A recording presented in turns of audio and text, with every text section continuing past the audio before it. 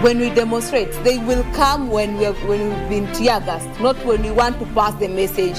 The Dadas Show is back, a show where women get to be themselves and discuss real issues. She cannot allow other women to come on the same space because she's getting different privileges from men.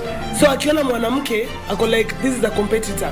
This being an election year, we have given an opportunity to women to express themselves and share their expectations during this critical moment in our country. The issue of corruption and how it has impacted women and children in this country. Create jobs for the informal sector, create jobs for the youth who leave the universities. Hatutaki bora uongozi, tunataka uongozi bora.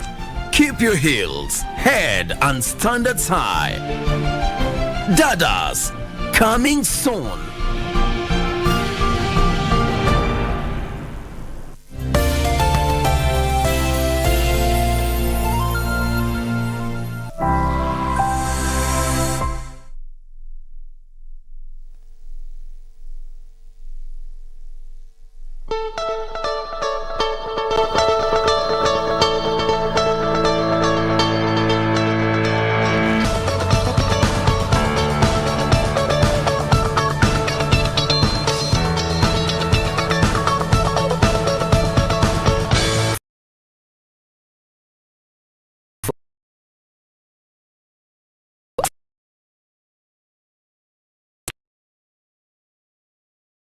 For the financial year 2022-2023. What does it entail? All that will be coming up in not too long, courtesy of Madam General herself, Regina Manyara. But I am Jane Wamboy.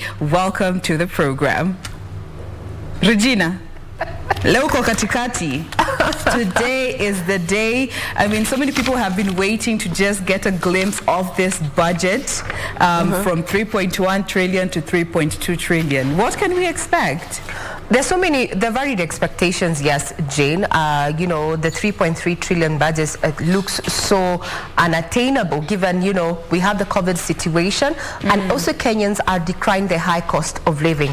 Among the expectations that Kenyans are having is that, you know, in this budget, at least there'll be a review on, you know, the taxes on essential goods, especially that, you know, around, you know, household items and consumables at a time when Kenyans are saying, you know, it's getting out of hand.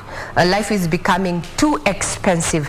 And also the issue of youth unemployment. This is something that was factored in the previous budget, 2021-2022. Yes. And Maki, we are reading this budget 2 months earlier. Why? Because it's a transition year. We are having our general elections in August, and President Uhuru Kenyatta had to have, you know, penned or rather signed in some few laws that would allow, you know, disbursement of funds in as far as budgetary allocations are concerned to ensure that government duties, so to speak, run even as we are transiting from his tenure to the new government. This is actually divergent from what we'll see from other IALA members, or rather within the EAC, but it is within the law given where we find ourselves. So when you talk about expectations, Kenyans are looking forward to find out if the government will consider their plight when it comes to the matters of high cost of living, while investors on the other hand will be looking at, you know, taxes. Are we expecting new taxes, especially when it comes to the corporate tax? Remember, in the finance bill 2021 actually, there were a few changes in the income tax bracket, and this affected even corporate tax. So investors, this is where analysts will tell you investors are adopting a wait and see, first of all, because we lack an astute tax policy. It is very uncertain. It changes like over this financial year that we're talking about, that is going to be terminating in June 30th. We have had 3 changes, 3 sets of taxes that have been overhauled in Parliament, you know, after stakeholders raised issues and concerns that, you know, having them in place, like the withholding tax, you know. So now experts have been calling, Jane, to have a tax policy that is firm, that is harmonized, that investors can you know, or rather even businesses can plan around. As we speak, well, things are as fluid as the wind blows. So there's so much expectations ahead of 3 p.m. today, where Ukur Yatani is said to be presenting the 3.3 trillion shillings budget. And KBC Channel 1 is on hand and on site to keep you updated on, you know, what Kenyans are saying, what are the expectations of the leaders, as well as what is really contained in Ukur Yatani's briefcase. Good morning once again. This is Good Morning Kenya. Mpenzi mtazamaji, karibu kiti tukujulishe yajayo. Doreen. When you speak particularly on the taxes bit, and just like every other Kenyan, this is really an area whereby we expect to listen to what the CS will say. But again, also, when you've been listening to a good number of economists, and particularly also those that sit in the budget committee in Parliament, that will tell you it's good to be hopeful, but don't put your expectations high. Why? In this 3.3 trillion budget of financial year 2022-2023, we have a deficit of over 800 billion Kenyan shillings, whereby this needs to be financed. And ultimately, it means that either we're looking at domestic forms of financing or even international. And when you look at international, remember that as of last year, December, our debt was captured at 8.2 trillion. Still talks of trying to increase that to a further 12 trillion. And obviously what that means again is the perhaps question of proposal of new taxes. So yes, even as we await that, will they talk about taxes, or better still, how are we going to finance this budget altogether, and particularly even the deficit that is in there in this budget? So even as we talk about expectations, there's clearly a lot, and also that is what we shall be doing here. We shall be heading over to the streets to try and listen in to what Kenyans have to say, particularly in terms of what exactly they expect to hear the CS Treasury say, and also which areas will be allocated more money. Regina, you've mentioned the high cost of living. We cannot forget about the ravaging drought, particularly in the northern part of the country, and the issues of unemployment, as you have mentioned there. We also still are grappling with the cases of fuel. So again, these are just some of the things that we expect to hear what Kenyans have to say, even as this budget is being presented, and which areas particularly they would want to see more money allocated, and why this area. So that is also what shall be focusing on this morning. Many thanks for making time. I'm Doreen Arange Okello. You can trust and believe today is all about keeping you updated with all that will be happening in regards to the budget. And of course, we welcome you to share with us your thoughts, your expectations. You know, if you have any comments or you're just seeking clarifications in regards to this particular budget, feel free to interact with us. We are using the hashtag Good Morning Kenya on Twitter. Our official station handle is at KBC Channel 1. Our individual handles are at Ray Manyara, at Doreen Arange, and at Jane Wamboi. GMK News Brief is up next.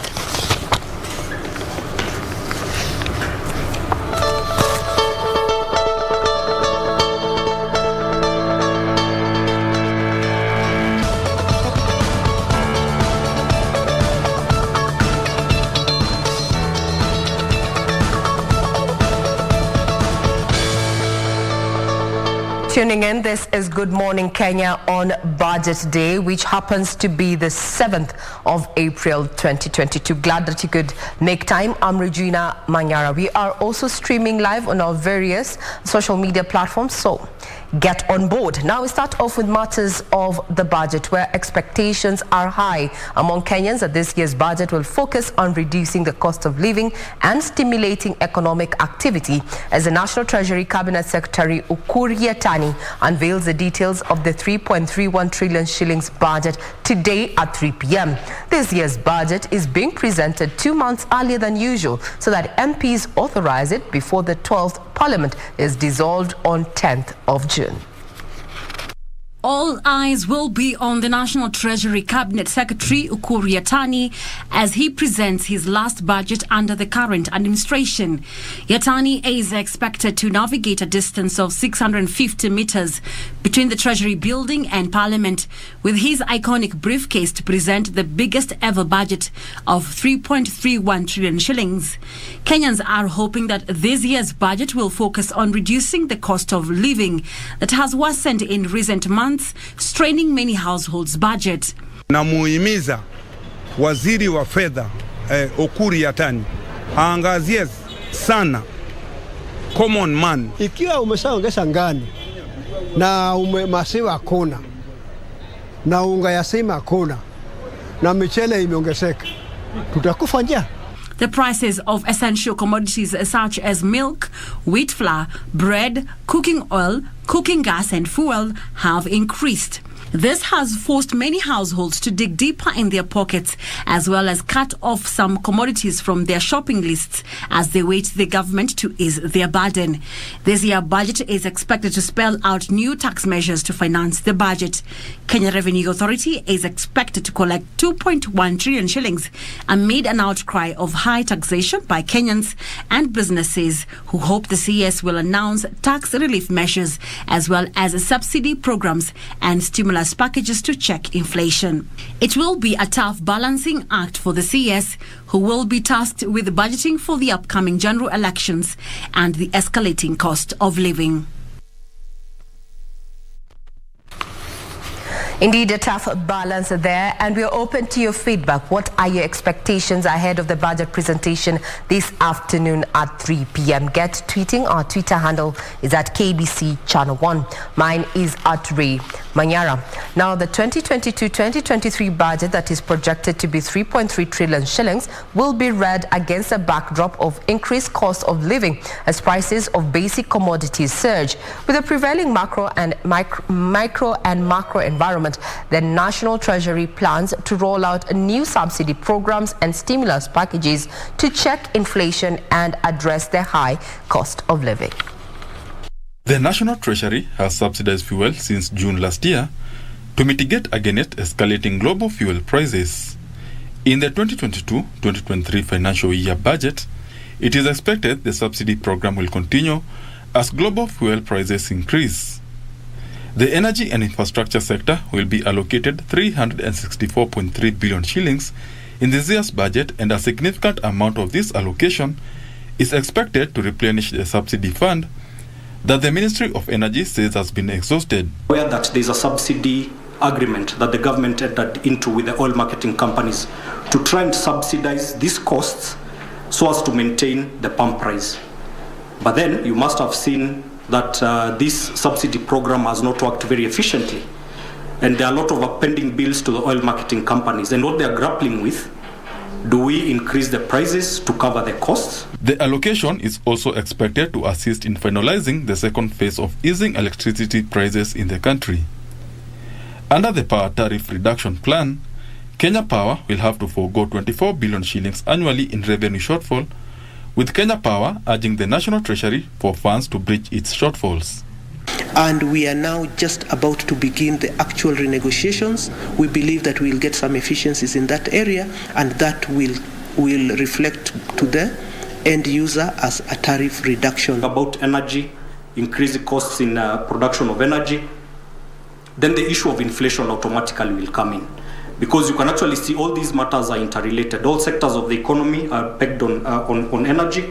Agriculture has been allocated 64 billion shillings, with the billions of shillings allocated to fertilizer subsidies to reduce the cost of food production. The Agriculture Ministry has said in the past that it needs 30 billion shillings to subsidize fertilizer imports in the country. We would require a total of that 1 billion. 851, 916,000 if we were to take those prices that prevailed at some point in time. The subsidized fertilizer will target the next planting season during the short rains in August and top dressing the current crop.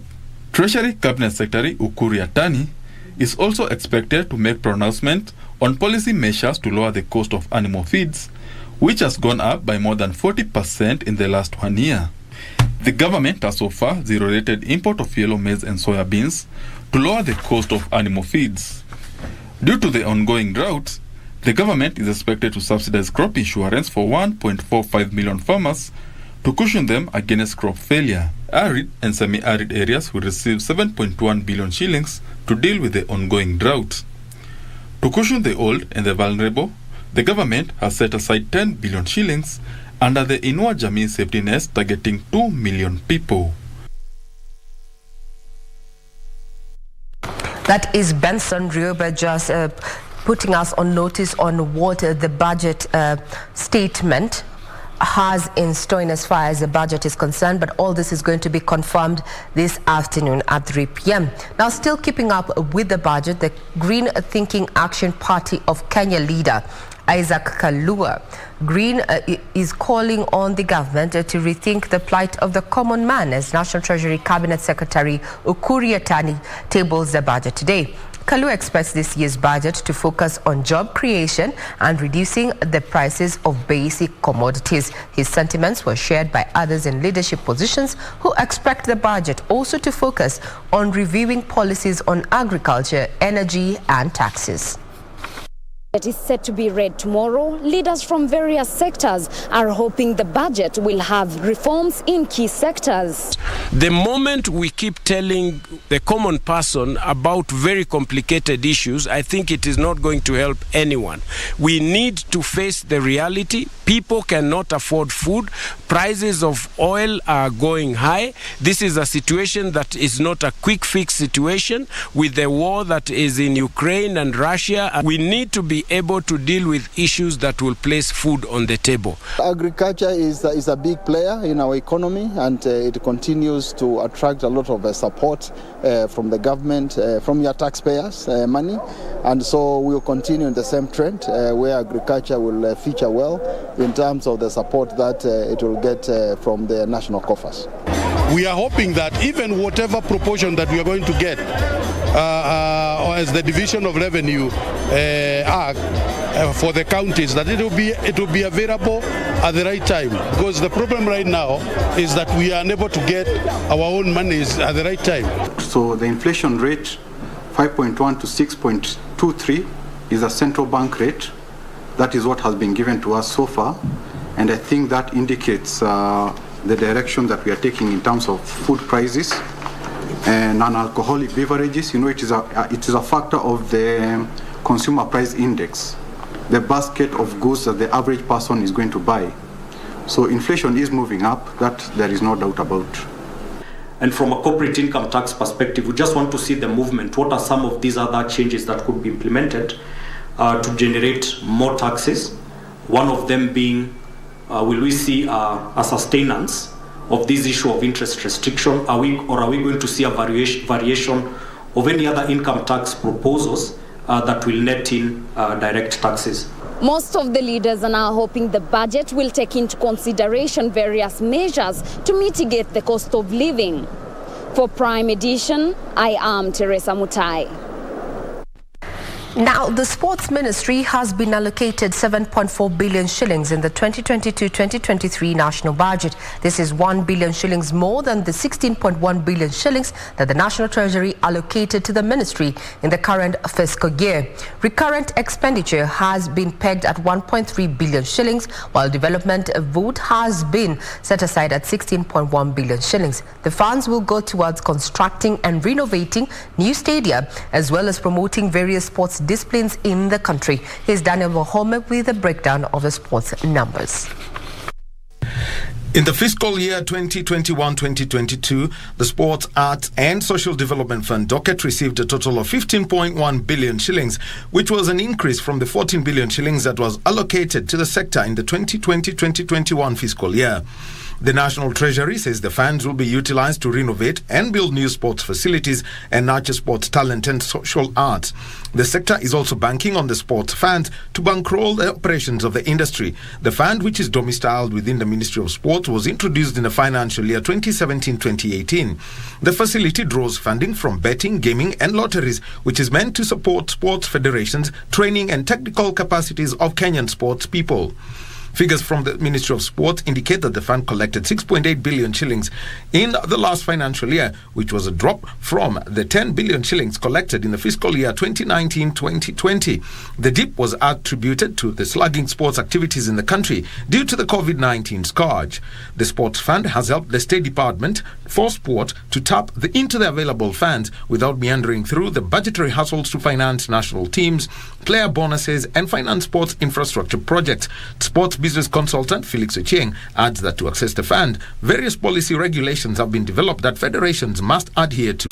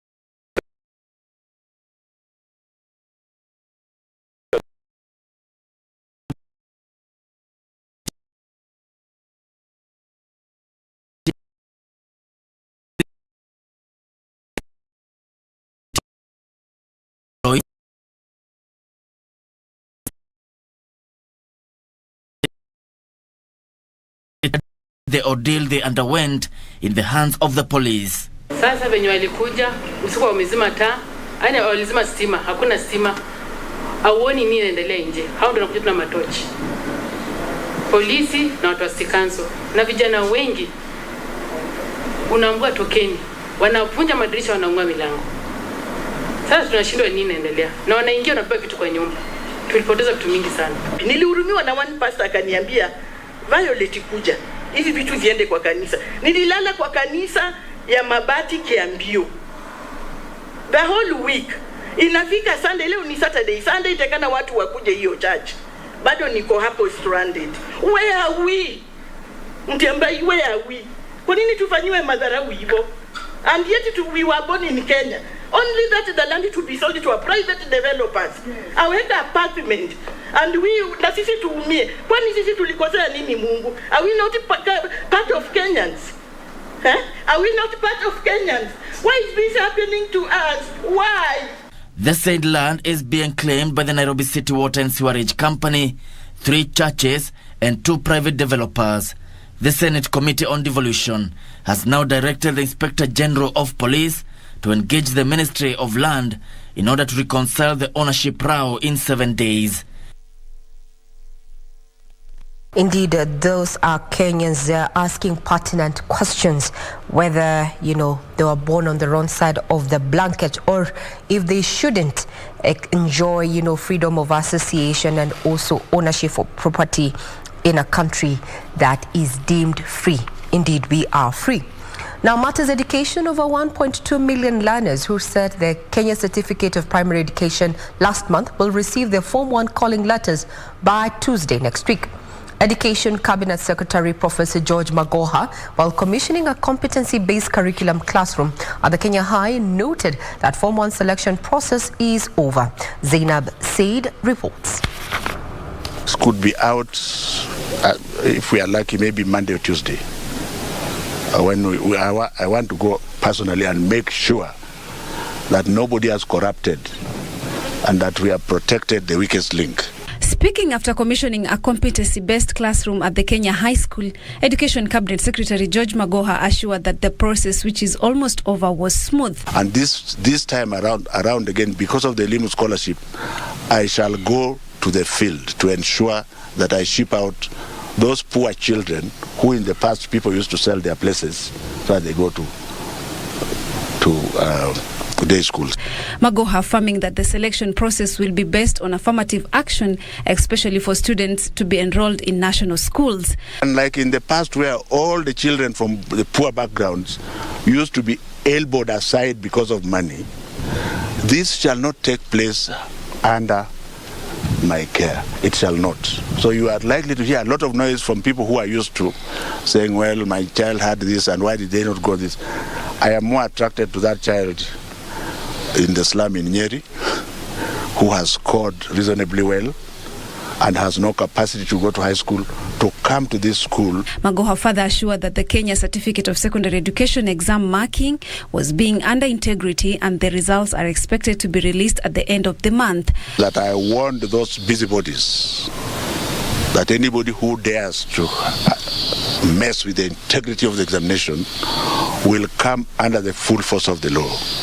So the chickens are seeming to be coming home to roost because anybody who was found with evidence to try to breach the integrity of the examination shall be punished according to the NEC laws and the laws of the land. On the progress of competency-based classrooms across the country, the Cabinet Secretary noted that 90% of Phase 1 has been completed. I am confident that going by the progress, we only have a few challenges in Lamu. There are a few classrooms to be built there. Some of those areas are operational. We also have a few challenges in Baringo, which we are going to ensure that are covered. But globally, we are at 90%.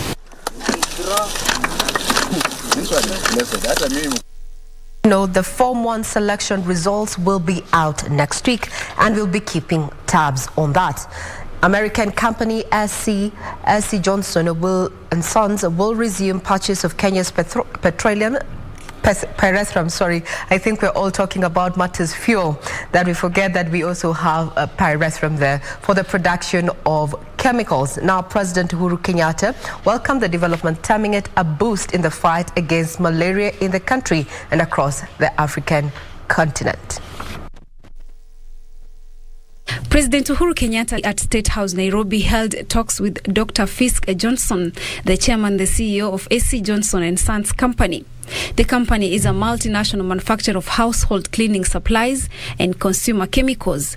Dr. Johnson stated his company intends to resume its purchasing of Kenya's pyrethrum for the production of chemicals to boost the war against malaria. President Kenyatta noted that the venture will provide a ready market for farmers and increase their income. In a bid to revive production of pyrethrum in the country, the government last year released 40 million shillings for the purchase of pyrethrum seedlings for farmers in 18 high-potential counties. The government further revived operation at the Nakuru-based pyrethrum processing company. Also present was Health Cabinet Secretary Mutahi Kagwe and officials of the End Malaria Council, led by Chairman Christopher Getonga.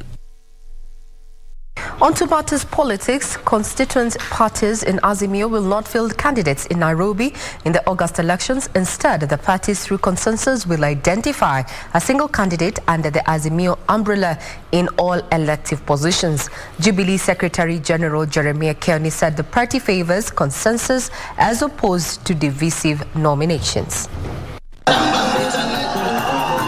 With the deadline for party nominations set to be the 21st of this month, the biggest headache for major political outfits right now is handling nominations and the fallout emanating from the exercise. President Kenyatta's Jubilee Party is going to identify its candidates through a three-pronged strategy. According to the party Secretary General Jeremiah Kioni, the party will issue nomination certificates to candidates picked through a consensus process, hand direct nominations to some of the candidates, and conduct nominations in the final week in places where there will be no consensus among candidates. I know there is a bit of anxiety. We are continuing to receive very many phone calls from people, but we want to tell you that that process is ongoing and we are on schedule. We will make sure that everything that needs to be done is done within the timelines that have been given by Registrar of Political Parties and also by the IEBC. The party is, however, encouraging most of its candidates to have consensus, saying the party favors consensus as opposed to the divisive nominations. There in the past, we did not value the issue of negotiated democracy that was being practiced in the northern frontier of this country or within the pastoralist communities. But it has come to pass that one of the best ways of dealing with our diversity as a country is to encourage the issue of negotiated democracy. Kioni has also revealed that the Azimio One Kenya political party will only have a single candidate flying its flag in Nairobi County, with candidates expected to be identified through consensus. So that we do not allow anybody kupita katikati. And that requires sitting down with those who aspire to become candidates, and it will take a while.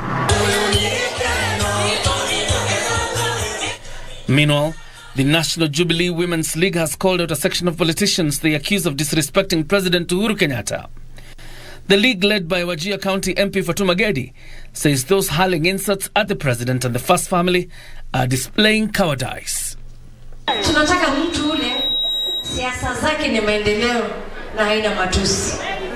Kweli, na sisi kama wana Jubilee, kiongozi wetu ametuambia kitu moja. Muende ground, mtafute kura. Muende muuze Jubilee, na sitaki kusikia matusi. Tusibomoe nyumba yetu tukiwa ndani. Hii macha mengine unaambiwa twende, kwenda, ina wenyewe. Msiwarudishie, msiwatukane. The more they insult you, the more they vote. Tuko pamoja.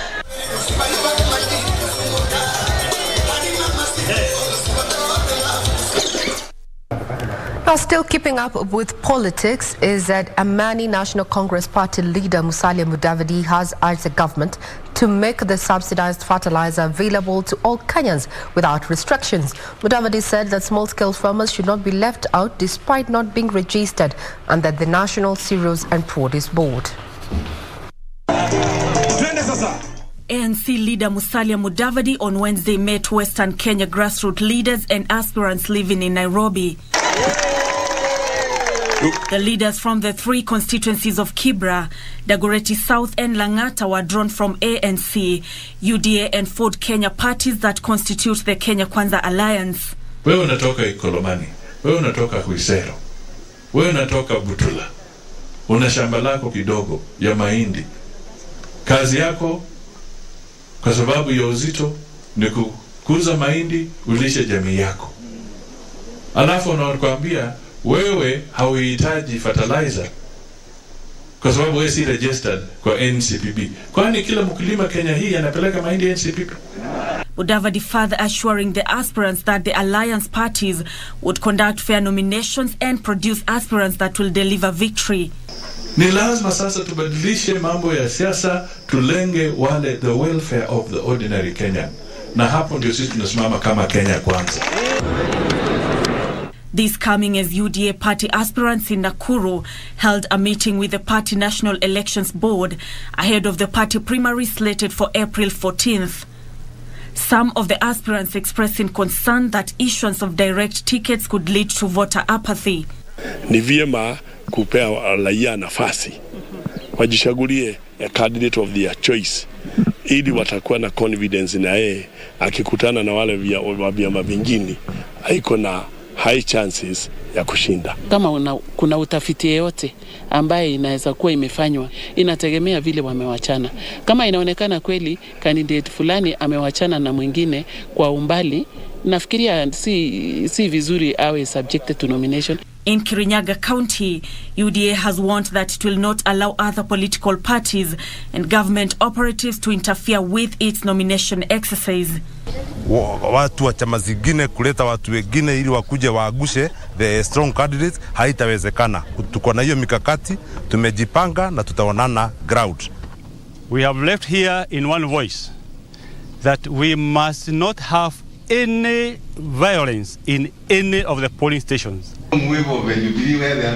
In Embu, aspirants have appealed to the National Election Board of the party to ensure a free and fair process.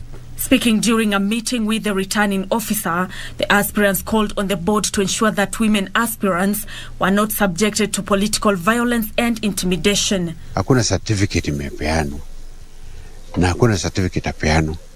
Wananchi ndio wanapeana certificate ya UDA. The real certificate iko na voters wenyewe.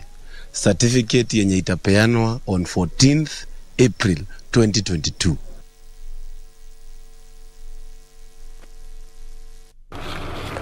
Kenyans will make the final decision there, and now parties and as well as aspirants coming to say that, it's going to be more beneficial to come to a consensus so that they carry the day. We'll be keeping tabs on what is happening on the political scene.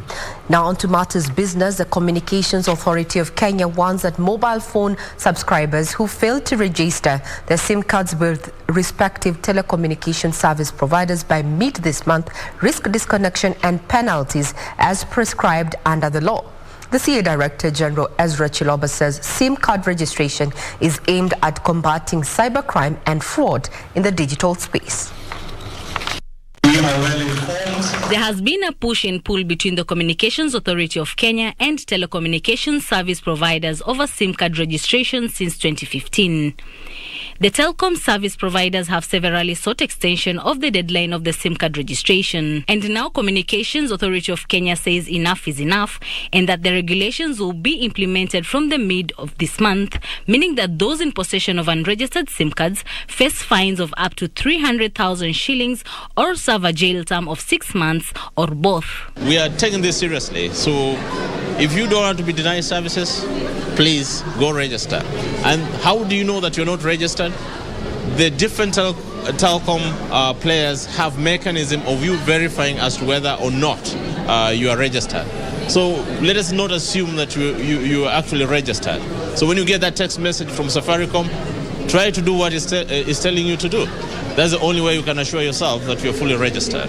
Chiloba asked mobile network operators to speed up the data cleanup exercise and the activation of unregistered and improperly registered SIM cards, noting that no extension would be offered beyond 15th of this month. We are working with the Data Protection Commissioner to see how we harmonize the standards around the information required for us to say that we are effectively registered.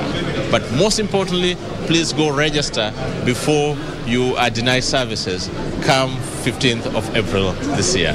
The mandatory SIM card registration is being implemented in the wake of growing incidences of fraud involving mobile phones. What are some of the insights that we basically need to infuse in our organizations and in even government, basically just to be more resilient and create a better technical future? For Business News from Mombasa County, I am Anburu.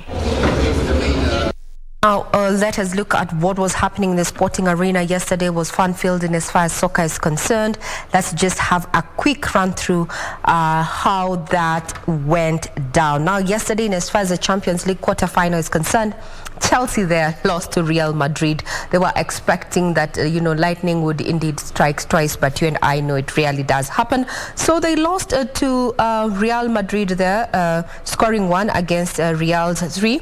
Then Villarreal there thrashed Bayern Munich there 1-0 there. While in the EPL, where Burnley was squaring it out with Everton, Burnley won that particular match, scoring 3 goals against Everton's 2. Well, in the Germany Bundesliga, we had Mainz there losing to Augsburg there, that scored 2 against their solo goal there. So today, as far as the EPL league matches are concerned, we are going to have RB Leipzig at 7:45 p.m. squaring it out with Atlanta, and Braga taking on Rangers at 10 p.m. Frankfurt taking on Barcelona at 10. West Ham at 10 p.m. taking on Lyon. So that is what is going to be happening as far as the EPL is concerned. So tomorrow's match, in as far as the EPL is concerned, we're going to have Newcastle taking on Wolves. Remember, further details are still available on our website, that is www.kbc.co.ke. We take a quick breather, then we'll be sampling the various dailies with us in studio.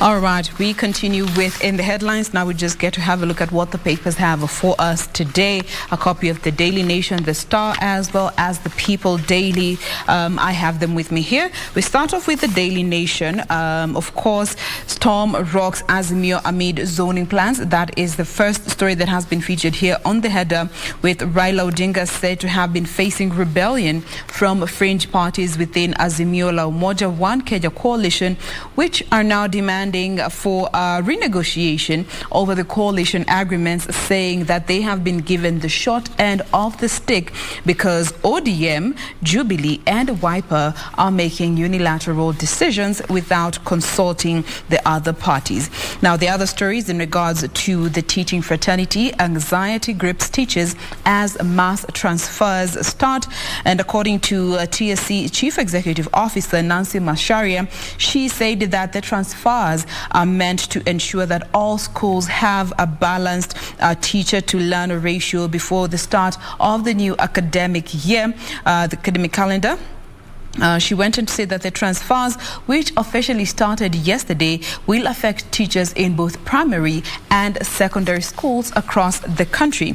Coming to the main read on the front page of the Daily Nation, Raila and Ruto cut deals to save allies. It is said that the storm is raging within these coalitions due to power plays within the coalitions, but strategy as would have it from these two heads, Deputy President and Raila Odinga are busy difficulty building consensus within the rival politicians in their camps ahead of the primaries. Finally, what does Uhuru's last budget have for you? This is a story that has been covered across 4 different pages on this daily. 3.3 trillion Kenya shillings. It will be laid out today, and of course, the biggest chunk of what is going to be read out are the priority areas, and much later we will be able to break it down for you to better understand what has been captured in this particular budget for the 2022-2023 financial year. Before we get to the other dailies, Regina. I have a copy of the Standard, and it's a mix of Martha's budget as well as what is happening in the political scene. And now this scribe has gone with Raila's new Mr. Fix-It.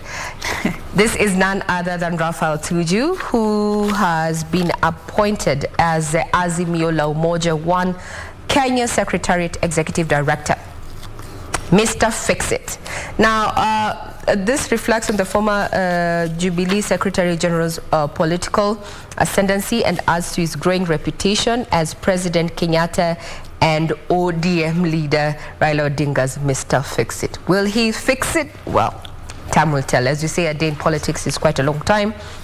So that's the front page of the big read, actually, the big read on this particular daily this morning, talking about, Tuju and now his role as the executive director of, the secretariat under Azimio la Umoja One Kenya, So there's been talk in the political corridors, so to speak, that he had political ambitions.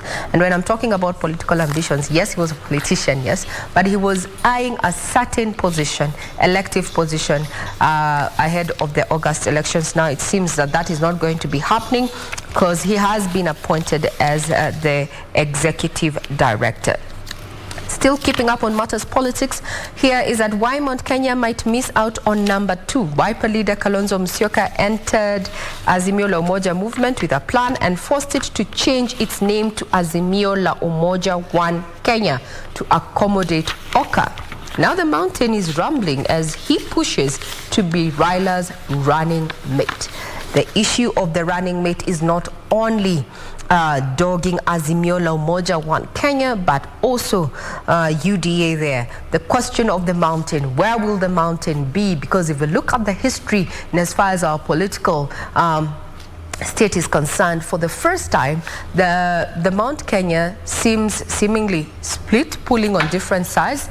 And there's a lot of agitation, and that the mountain actually now is a rich vote hunting ground, both for Azimio as well as UDA. We'll be keeping tabs on that.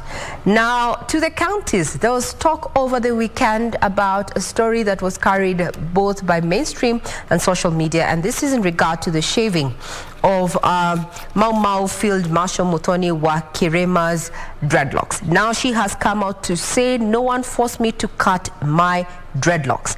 And she revealed that she requested Mama Ngina to shave her. More details are going to be tackled in this particular article. Relief to parents and students who sat for their KCPE examination, where now the Form 1 selection results will be out next week to adequately allow parents as well as pupils know where they are going to be attending school and also make those adequate preparations to get them into school. And as far as the world is concerned, the African Che Guevara, I'm sure now maybe his soul has rested, and this is after the ex-president there was jailed for life for killing Thomas Sankara 35 years ago. The ex-president is currently aged 70. Who am I talking about? We're going to be giving you details in not too long. Jean? Let me bring you back to the front page of the Star. Of course, politics still find their way here on the front page. The main read being Ruto's twin assault on Uhuru and Raila over BBI. Kenya Kwanza claims taxpayers' billions well wasted on the botched constitution campaign. The other main read is in regards to the attack that happened to politician Ali Mwatsahu They go on to give details of that particular shooting. According to this daily, they have said that he was shot at least a total of 24 times, and after the gunmen who waylaid him had fled the scene, it said that he crawled out of the car, hailed a tuk-tuk, and was taken to Aga Khan Hospital, where he underwent a 5-hour surgery to remove at least 17 bullets, and the doctors say that there are 3 other bullets that are still lodged in his body that are dangerous to remove at the moment, and they will be removed at a later time, but at the moment it is he is in a critical condition for them to be removed. Other stories concerning the budget, of course, has also been featured here. Food prices, fuel tax, quote-unquote referred to as the hot potato, as the Treasury CS unveils the budget. Again, we are encouraging you to share with us your thoughts in regards to this particular budget. What are your expectations? You know, if you have any for the budget 2022-2023. Hashtag is Good Morning Kenya. Regina will be giving us the official hashtag for the budget that we will be going through in not too long. And of course, coming to the front page of the People's Daily, why Yatani's nowhere to hide. Why Yatani has nowhere to hide. Apologies for that. Now it is a whole question of balancing the act with the CS walking a tightrope to ensure the president's legacy projects get funded amid high demand for resources and the rising cost of living. And this is also an aspect that has been captured on the Daily Nation. Yatani walking that delicate line, carrying the purse. They actually called it the purse on the Daily Nation, where he has to ensure that the legacy projects do get proper funding while still bearing in mind the economy and the state it is in, given what we have witnessed over the better part of the last 2 years due to the ravaging effects of the pandemic. Finally, Form 1 selection results will be out next week. These are the words of Magoha, candidates to know the secondary schools that they have been chosen to go to by Tuesday next week. And then again, he also did point out that some students will miss out on the schools that they have selected due to poor choices that they made, considering there are a huge number of students who chose specific schools, and yet these schools do not have the capacity to take in all these numbers. So all that will be made public in the coming week. And finally, me in Mudavadi camp, you're kidding. These are the words of Sakaja, Nairobi senator, as the competition between him and Margaret Wanjiru rather, continues to rage on. That is what the People Daily, the Star, as well as the Daily Nation have for us on the front pages this morning. Regina. Now, I was talking about former Burkina Faso's President Blaise Compaoré, who was handed a life sentence in absentia yesterday over Thomas Sankara's murder. This took place 35 years ago. So if you do not know who Thomas Sankara is, well, just check it out. Google is your friend, as we say. Thomas Sankara has already been termed as quite a revolutionary leader there of Burkina Faso, whose, leadership was cut short following his murder there. Now, the former Burkina Faso president, Blaise Compaoré, who's 70 years, though in absentia, was handed a life sentence over Thomas Sankara's murder yesterday. That happened, that took place 35 years ago. Indeed, as you say, the long arm of justice will still catch up with you. Now we take a quick breather. We'll be back with more conversations around current affairs matters, and today being Budget Day, we're asking you, what are your expectations ahead of that presentation by Cabinet Secretary Ukur Yatani at 3 p.m. Get tweeting. Our Twitter handle is at KBC Channel 1.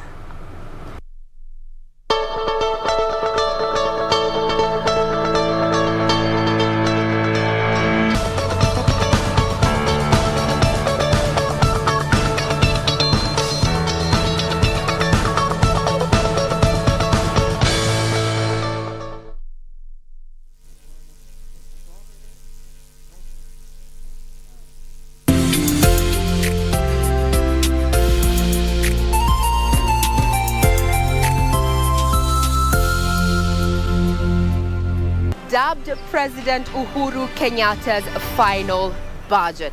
From Treasury to the streets and Parliament. What is contained in Ukur Yatani's briefcase? We unpack the numbers and analyze the statistics to help you understand what is contained in the 2022-2023 budget on KBC Channel 1.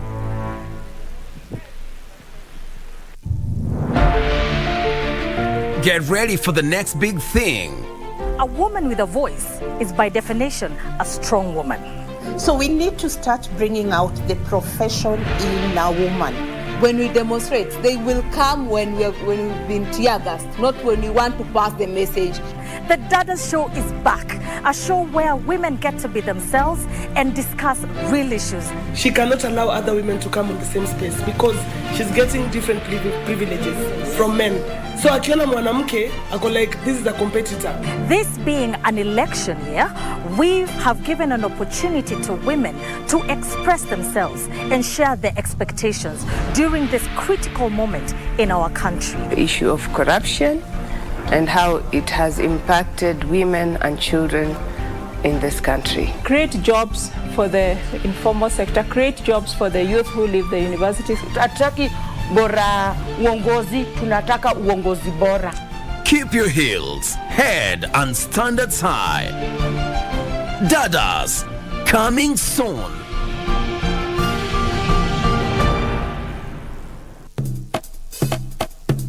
Akili, Akili, this is Akili. She has a secret. Tell us. When the sun goes down, Akili goes to sleep, and she enters a world where all the animals speak. Akili, Akili, Akili, Akili, Akili, Akili, Akili.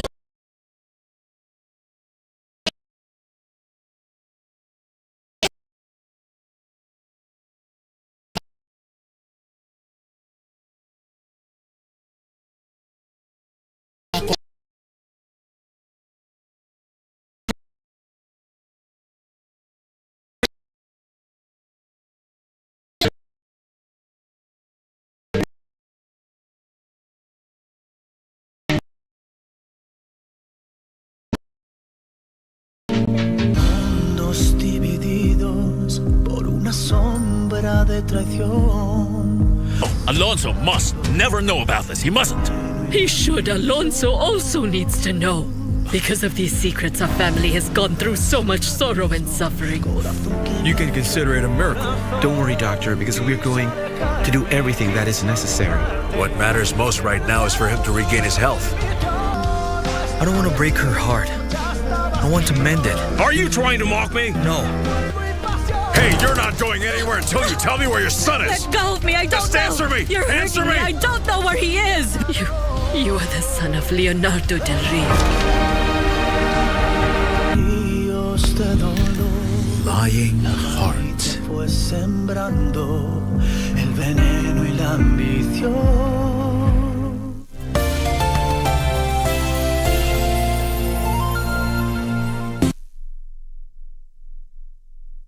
Yes. Then we can delve.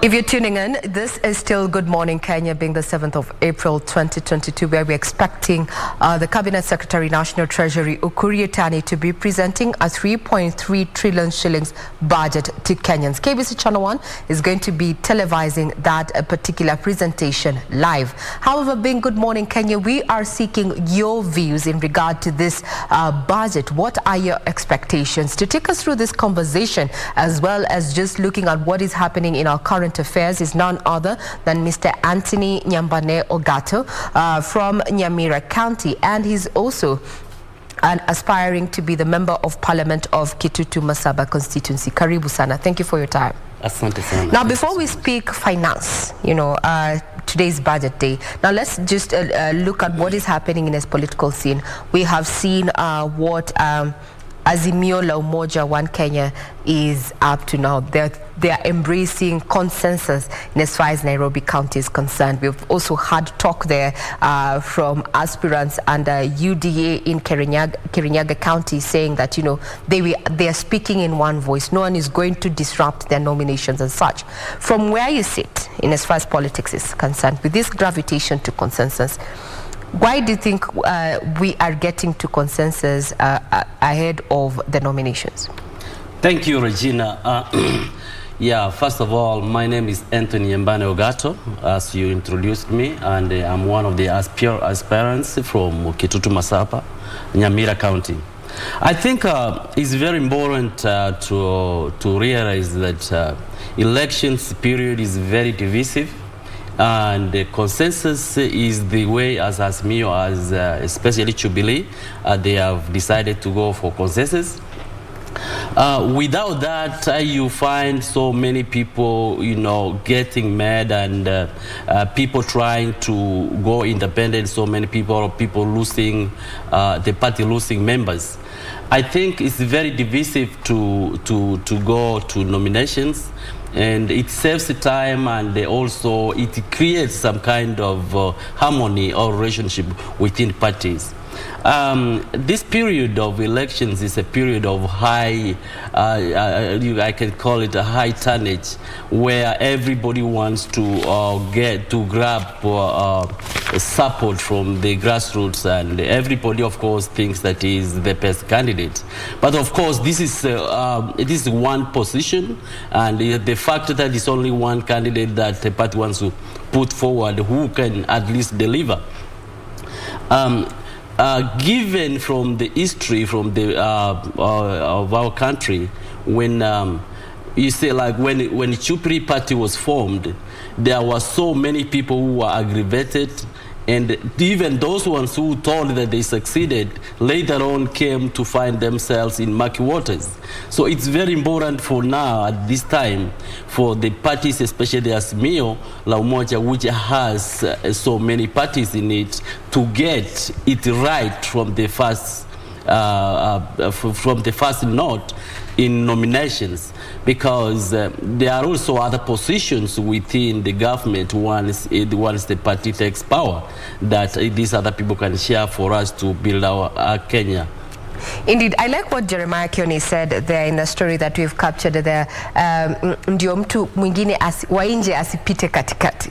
You know, they're calling the people to actually to the table, to the negotiation table, as he said, to avoid acrimonious nominations and also ensuring a win. We're seeing that this is, you know, a political move on the chessboard there to try and come up on top, and that is in Nairobi County. We're going to be waiting to see what happens in the next few weeks, given that the deadline has been set for April 22nd. Now let's talk about the issue of security. Last week, Kenyans woke up to the news that an ODM aspirant, actually this is Thomas Omari, aka Sandona, yes, ODM aspirant of Bombaba ward in Bomachoge, Burabu, actually died after a panga attack. And we also have Tuesday night, where an aspirant from Uda, Ali Moshtau, yes, was shot at the JCC Buxton in Mombasa.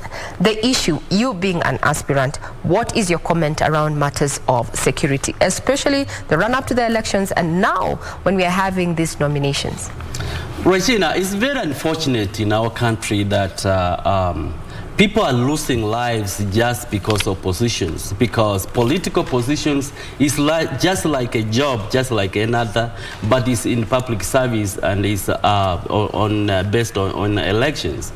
Actually, security is very important for us all, because we have to live to exist, and we want to, our families gets beaten so bad when they lose one just because of elections. Of course, if you look at these kind of violences, there are another side of just like the 2007 elections, just people getting lost or people getting killed when they are sleeping in their beds. It's very unfortunate.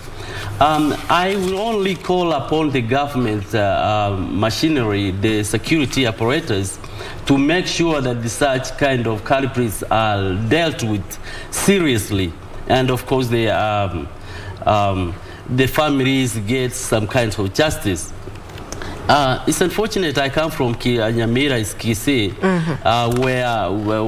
where one of us was just assassinated. Actually, it's in a very cold-blooded way.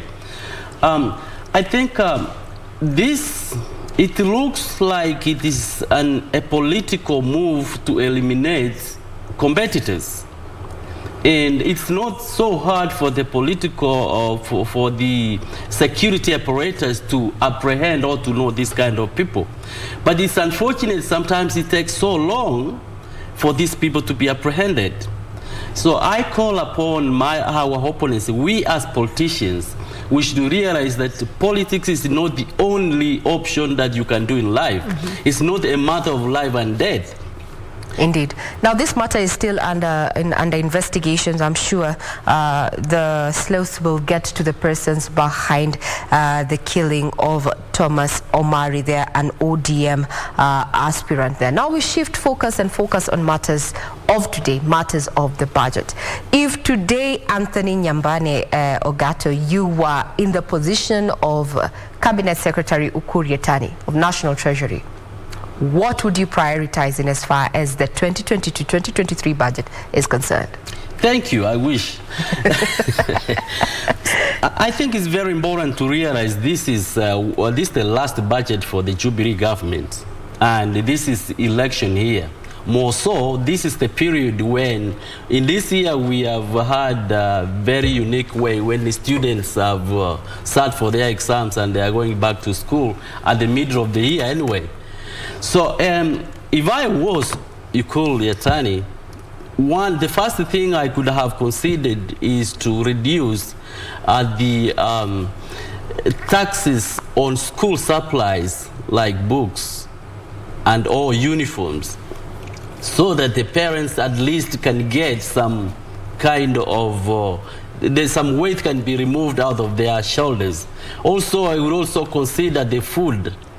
The food, unga, najua sisi wakisi kitu ya chakula, ugali, yeah. So I would consider that so much. Fuel has been a problem, and there has to be like subsidies or at least lessen some taxes so that we can have we can have enough, people can have the fuel in at the gas stations or petrol station. And there has also been panic. The people have been panicking so much because they feel that the petrol is going to be. I think this kind of buying fuel in jerrycans and filling the cars has also caused the petrol station to be empty. So people need to be assured that there will be petrol the next day so that panic can go down. More so, the president's big four agendas need to be very clear at this onset, because election year brings a lot of uncertainty with investors. We want to make sure that the investors still remains in the country or have confidence in the government which is to come. And you know very well also these ideas of violence and crashes within our people. People are relocating from their original homes. I think people should be assured that they are also safe in their original places where they've been living, regardless of the elections. Security. So I was just taking down your list in terms of priority. If you were seated in Ukur Yatani's seat, what you'd be looking at, you'd be reducing taxes on school equipment, including books. Yes. You'd also be focusing on the cost of basic commodities, especially food, and you've mentioned unga. Then also the uncertainty around, fuel and petroleum products, and now Also, uncertainty around investors being that this is a transitional year in as far as elective politics is concerned. Now, the issue of, reducing the cost of fuel. Last week, there was a standoff between government and OMCs, the oil marketers there, and we saw some money, 34 billion actually disbursed that had been made from the subsidies.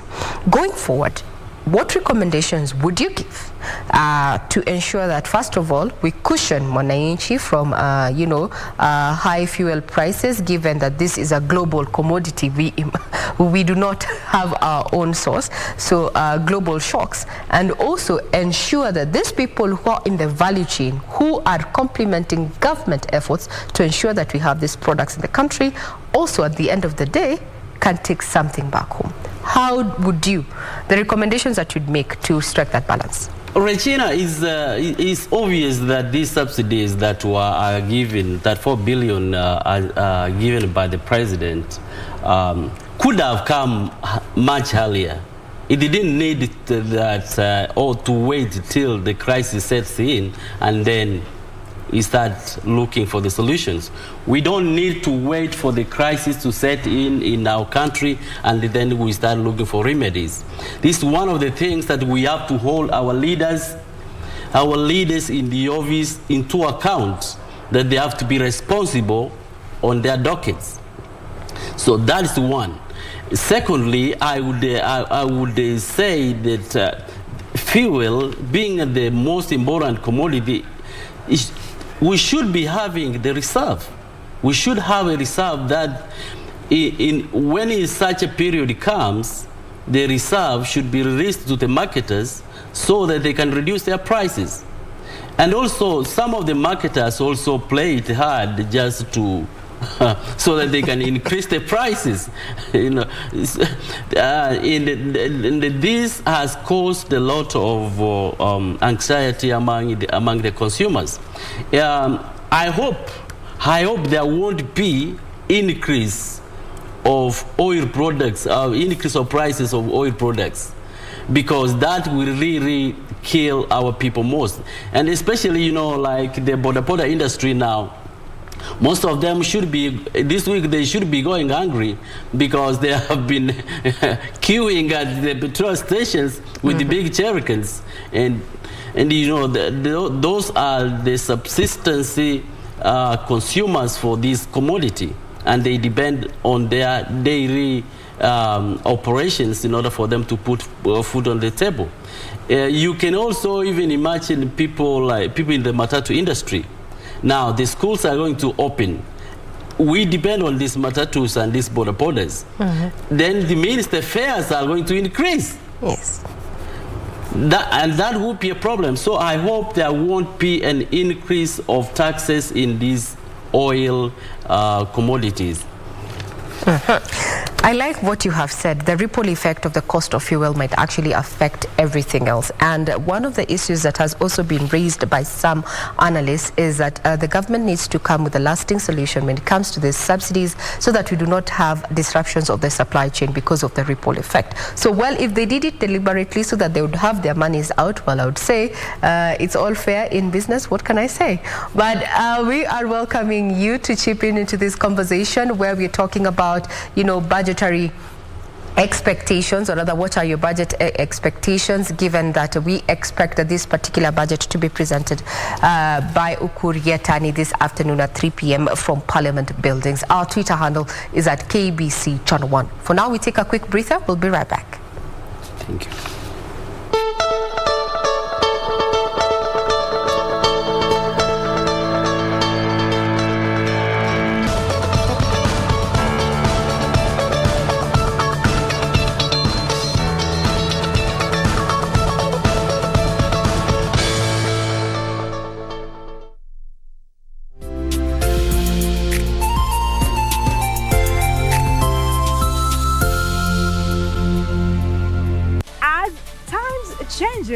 Technologies grow, and so you need to be in the know.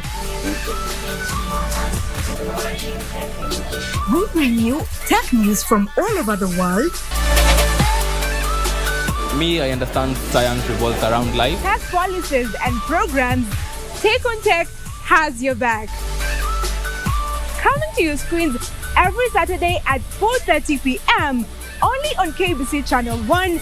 Join me, Stephanie Ayeta and Grace Gidaiga as we serve you with only the best tech updates the world over.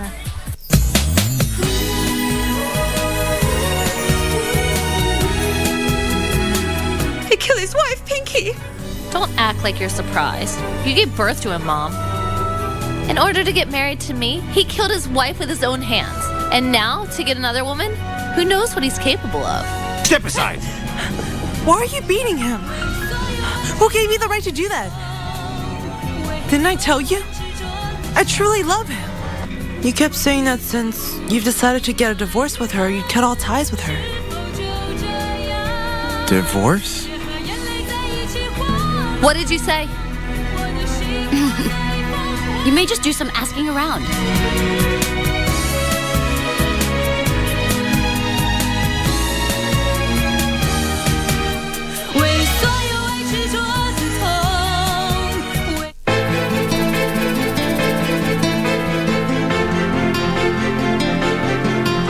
Kusema la kweli mimi sina la kusema. Na furahi tu sana sana sana. Kwa nini tutakuwa tunahama kila wakati? Haya yote yameletwa kwa sababu yako wewe mwenyewe na kufutana na Kate. Kate, bado kesi inaendelea. Huyo mtu aliyoko hapo ndio chanzo cha mimi kuwa na wazo hilo la kuiuza. Hebu jiangalie jinsi ulivyo. Huoni hata aibu?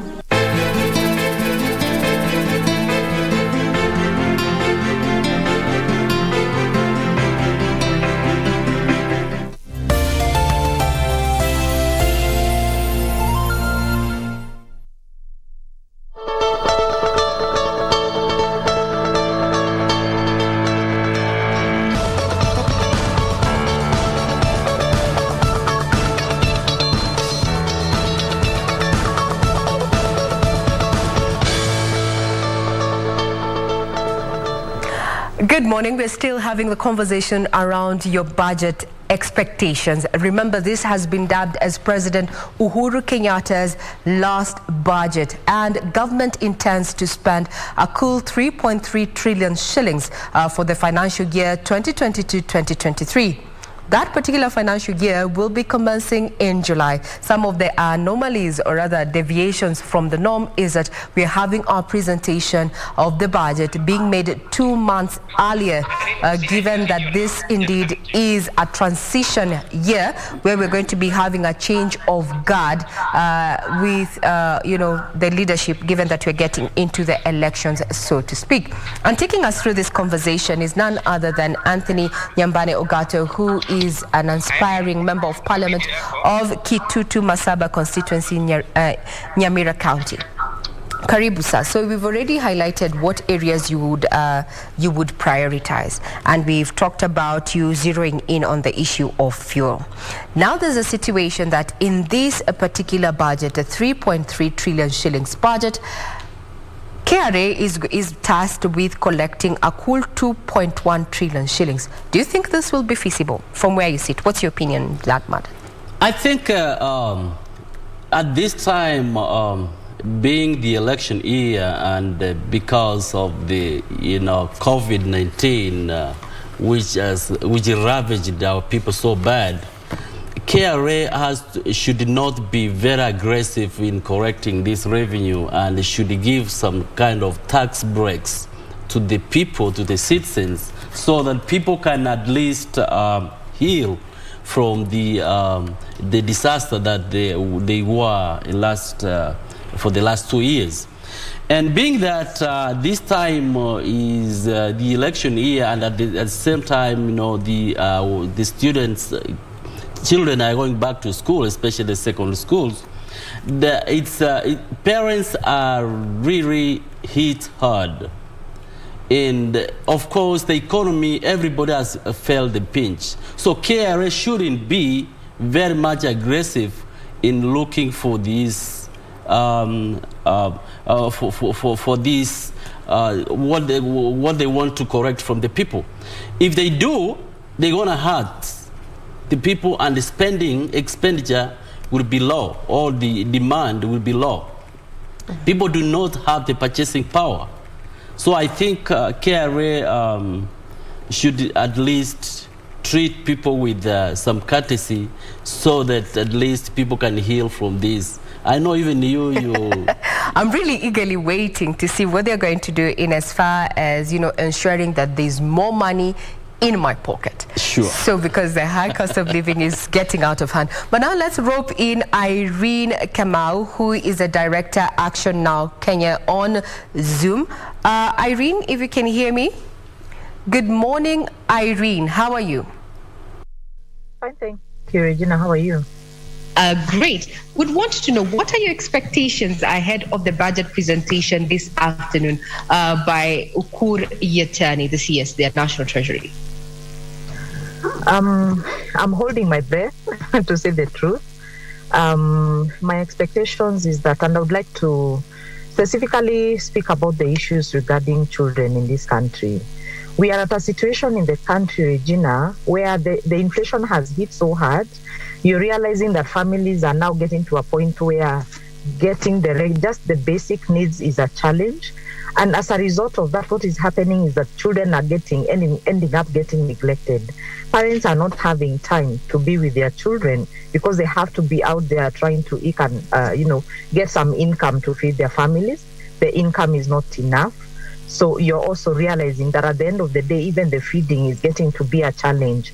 The minute the feeding gets to be a challenge, a lot of our children are going to end up, or actually ending up getting malnourished. So for the younger children, you realize that they end up getting stunted. It affects their brains. It affects the development of their brains. So for me, what I'm expecting from the budget today, number one, we need to see a situation where the basic needs, the rates for the basic needs actually are reduced. We need to get a situation where at least the food prices get to go down. We need to get our fuel issues sorted out, like very, very quickly, because that already is affecting other issues to do with our feeding habits at the family level. So that is one of the things I would be expecting. Number two, I'm hoping and I'm expecting that the government would need to look at the different areas of wastage that we have as a country. Because you realize over the last few years, our tax levels have actually gone very high. But yet, even as we collect the taxes, we end up having so many loopholes where we lose out on the resources. So as a country, it becomes difficult for us. So that is what I'm expecting, Regina. Yeah. Mm-hmm. I like what you have spoken about, tightening the loose ends when it comes to collection of revenue by the taxman. Given its history, KRA has been missing its targets of raising this required revenue to drive, government development and also take care of government business. Now it has a target of 2.1 trillion shillings, which is 300 billion shillings more than its target last year. Now, Irene, there's been a conversation about widening the tax bracket. I know it's out of your depth, but also to increase, or rather have, the informal sector now also jump in and participate, actively in matters of tax. What do you think is hampering government from bringing in, or rather roping in, the informal sector in as far as matters tax are concerned? Like you say, that is very deep for me, but I can tell you, I work in the community. And I can tell you one of the challenges that the community has with our government is the whole issue of, having money going into waste, and we get to see it going into waste. So since the informal sector is actually very informal, it's not very well structured, the first thing that the community or people down here, the first thing that they're going to do is basically stay away from anything KRA, stay away from anything taxes, to tighten that gap. I think one of the things we need to do is, let me talk about a case of give and take. What is the government giving to the informal sector, so that then the informal sector, on the other hand, is willing to say, okay, look, because you have allowed me to do my business, then it is okay, I'm going to pay the taxes. Because you realize for small business people, what happens is that you're already so heavily taxed for the licenses, the business fees, the advertising, the everything, that at your small level, the mama mboga, whoever is doing a small kiosk, they are not making any money in their shop. So if the government can enable the small business person actually raise income, by basically putting structures in place that will make it easy to run the business, then I believe the informal sector can be roped in. And the structures or the ways to do that could easily be through at the business licensing level, if that can actually be done. But then in return, whatever the licenses are collected, they need to support the small person doing business down here.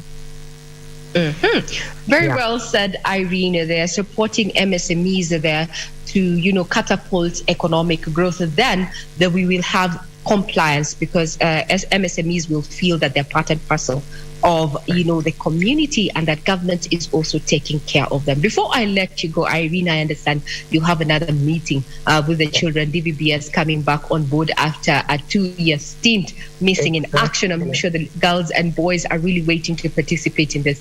My daughter actually really enjoys the DVBS. Now, before we let you go on that matter, the issue of graft, the issue of corruption when it comes to matters of governance and leadership. At a time when we're talking about government raising these funds and then taking care of us, matters of health, infrastructure, and such, the cost of graft when it comes to impacting on what, or rather our lives as Kenyans. What can you say about that issue? Regina, for me, matters graft, they touch a very soft spot in my heart, because when you look at the kind of wastage we have, honestly, we cannot afford it. We can't afford it at all. And then what normally happens is that, unfortunately, as Kenyans, somebody once said that we people who live in Kenya, we live in Kenya as if we don't belong here. It's like we are going somewhere else. So we are kind of just here very briefly and, going out to another country. So one of the things that happens is that as Kenyans, we lack ownership.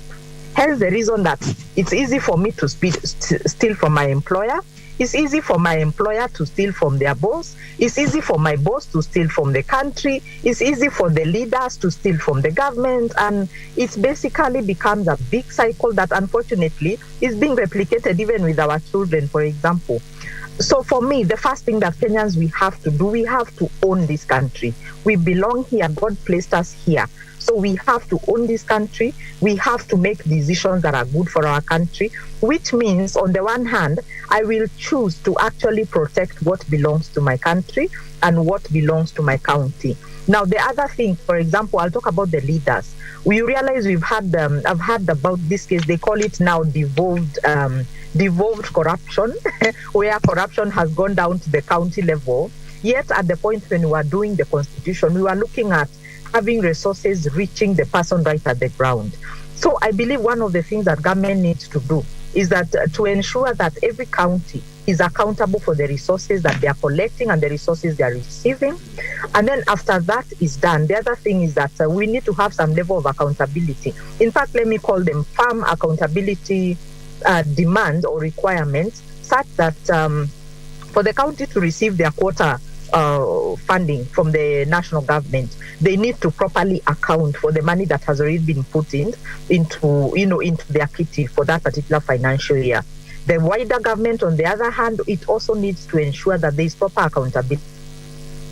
Endo needs to wake up and let's get people being accountable.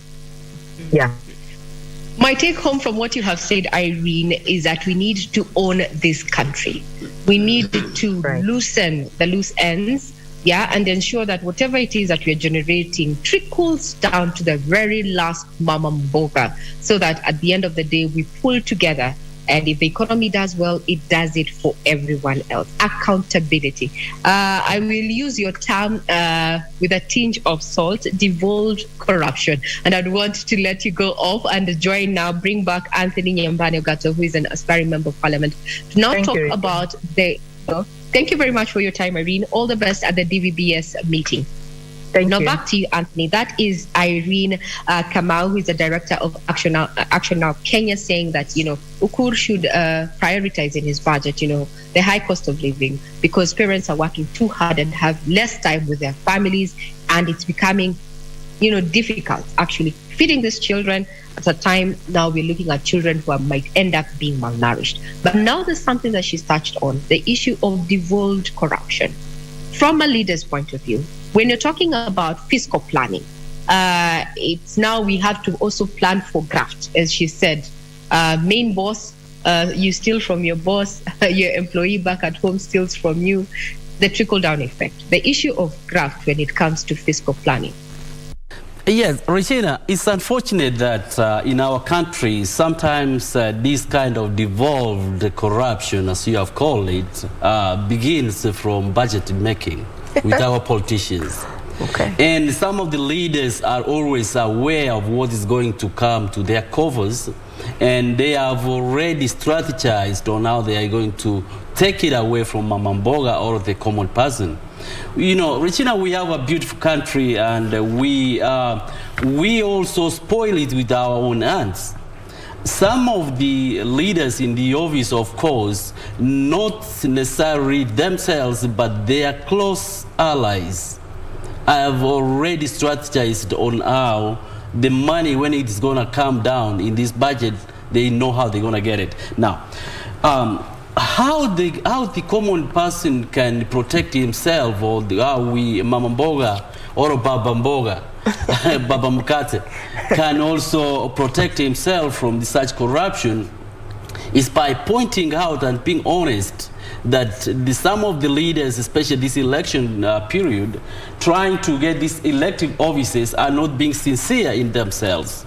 Just for instance, just take for example, people who have a background of corruption, or they have court cases pending, just because they have not been proven guilty is not also a reason that they are not guilty either.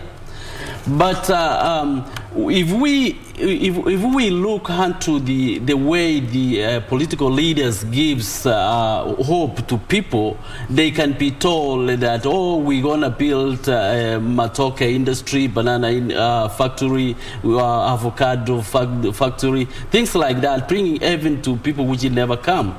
But when that money comes into their covers, that money is just twisted in another way. Mm-hmm. I hear you talking about the issue of integrity, that we need to elect leaders of integrity. Now, since you're a member of parliament, you're aspiring, member of parliament for Kitutu Masaba constituency, which happens to be in Nyamira County. Quick word to those people who you want to vote for you. Quick word as you come. Bring this to a close. To the people of Kitutu Masaba, I humbly come to you and I humbly ask you that question the integrity of the people who are coming to you for votes. Not every leader has anything good or has good hopes for you. In Kitutu Masaba, use camera 5. That one is camera 5, so that they can directly get your features and know who is talking to them. That one is yours. Thank you. There are people of Kitutu Masaba. We've been electing leaders over time, and mostly we've been electing based on Naomism. That now means the people that somebody has been contesting so much and losing now, let's be merciful to him or to her, so that he can also enjoy the covers, or he can enjoy the leadership. Leadership integrity is very important.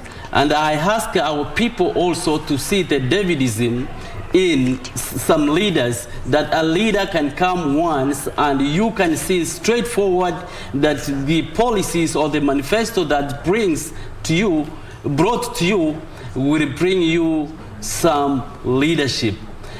I come to you so that I can become a servant of the people. Servant leadership. That's what I'm bringing to you. And most importantly, I want to devolve all the resources that come to the 6 wards of Kitutu Masaba. That means, Regina, that the CDF kitty will be divided. At least every ward in Kitutu Masaba will get at least 5 million from the CDF kitty. So Kitutu Masaba receives about 147 million in the CDF. So I promise my people that 5 million to each ward, which will be called a ward fund. Indeed. Now you've had that. We're talking about integrity, and we have been speaking to Anthony Nyambane Ogato, who is an aspiring member of parliament for Kitutu Masaba constituency there. We gave him an opportunity to actually address his constituents there, since he's going to be running for active office come August 9th. Matters of integrity, matters of how we plan in as far as, government planning is concerned. Today's budget day, so we are open to your views in regard to what are your expectations come 3 p.m. today. So thank you very much, sir. Thank you. Now let's go to the Nairobi Central Business District, where we have our reporter Doreen Range there. Just bring us up to speed. How is the environment? What is what are Kenyans saying in his regard to the budget presentation that is set for this afternoon? Doreen, to you. Good morning. Well, clearly there's a lot of expectation from Kenyans in respect to this year's budget, and I'm just about to engage quite a number of them in what they really expect the CS Treasury to address in this 3.3 trillion budget this afternoon. Remember, as you had mentioned earlier, in that budget there's actually a deficit of over 800 billion Kenyan shillings, and also what we know is that about 1.3 to 1.4 trillion is supposed to go to the financing of our debt as a country, which actually is of last year, December, the debt stands at 8.2 trillion. That is after that debt ceiling was raised in 2019 from 6 to 9 trillion. And even as we speak, there's conversations to raise it further to 12 trillion. And obviously what this portends for Kenyans is perhaps digging deeper into their pockets. And even as we talk about financing of this budget and ultimately our debt as a country, is that perhaps you could look into either domestic borrowing or even international borrowing. Yes, we talked about the issue of taxes being addressed, but clearly, is that even going to come into place, knowing that we need to finance this budget and ultimately our deficit as a country and even as Kenyans altogether? So even as we talk about this budget altogether, what we need as a country, the deficit therein, the issue of raising the debt ceiling, but exactly what are Kenyans expecting as it pertains to the key issues to be addressed, and which areas particularly do they want more money to be channeled in, and why? That is what we're just about to engage into, and I'm joined by a group of Kenyans who will be telling us what exactly the expectation is. Karibu sana to KBC Channel 1. Dadi, nataka tutuambie jina lako na ni nini hasa unatarajia zungumziwe katika hii budget. Yes, okay. Kwa majina naitwa Wycliffe Kulombarasa, na kulingana na budget ya leo tunaona ya kwamba mwananchi wa jini ambaye ndiye anaumia zaidi kwa sababu budget iko juu, na ukiangalia haswa sana kuhusu mambo ya food stuff, chakula imeenda juu kwa maduka, so mwananchi wa kawaida anapitia katika changamoto tofauti, na tungependa sana kama wa Kenya aswa upande wa budget waangazie sana upande wa mambo ya chakula. Alafu upande wa mafuta tunaona pia mafuta inaleta changamoto kwa sababu mafuta ndio imepepa economy yote. Kwa kila kitu lazima tuwe na transport, tuwe na nini, na mafuta ikikosekana bado tuko na changamoto ambazo zinatupata. Kwa hivyo ningependa sana kwa budget ya leo waweze kuangazia sana mambo inahusu na mwananchi wa kawaida, kama budget ya kama chakula, food stuffs, vitu kama hizo. Asante. Na mara mingi tunazungumzia kwamba we need to finance this budget. Mara mingi tunasema we will always need to borrow from outside. Hii issue ya kuborrow, because again we also need to do that as a country. Wewe kwa mtazamo wako kama Mkenya unaonelea vipi? Okay, upande wa kukopa tunaona kuna changamoto kwa sababu sana sana haswa pesa ambazo zinakopwa tunapata kwamba kulingana na zile budget ambazo pesa zinastahili, unapata hizo pesa zimepotea, na haswa tena unapata pesa ambazo zinakopwa ni mingi, na alafu tena zinakopwa in terms of dollars, whereby na hii dollars ina appreciate kwa kila wakati, so unapata kwamba hii dollars inapo appreciate wakati walikopa baada ya 2 years unapata, so iko na increment ya percentage fulani ya hiyo dola kupanda. Kwa hivyo Wakenya bado watalipa kulingana na hiyo bado watalipa in terms of dollars na watatumia pesa mingi sana. Kwa hivyo kabla tunaenda kukopa, tunafaa kuangazia tuone ni pesa ambazo tunaenda kufanya kukopa zitasaidia mwananchi wa kawaida kwa njia gani. Asante sana. Well, as you just, can hear that the issue is not actually borrowing. We've talked a lot about the question of borrowing in this country, but just from listening to what he's saying is that we need to channel this money to the right places, not just borrowing for the sake of borrowing. But we still continue to sample most of these views from Kenyans, get to hear their mind on what exactly they expect the CS to address. Jina lako na nini hasa unatarajia igusiwe ama ipewe kipaumbele? Jinangu Steven Omondi, mkaji wa Kibra. Mimi mambo na budget hakuna kitu natarajia huko.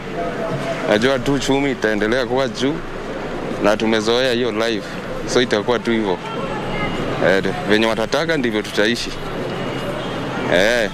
But wanasema tukue na hope. Why do you look like you've lost hope as a Kenyan? Sasa itakuwaje kama vitu tulikuwa tunachopata na kidogo sasa imekuwa gharama juu, kila kitu ni gharama. Sasa hope gani tukue nayo kwao?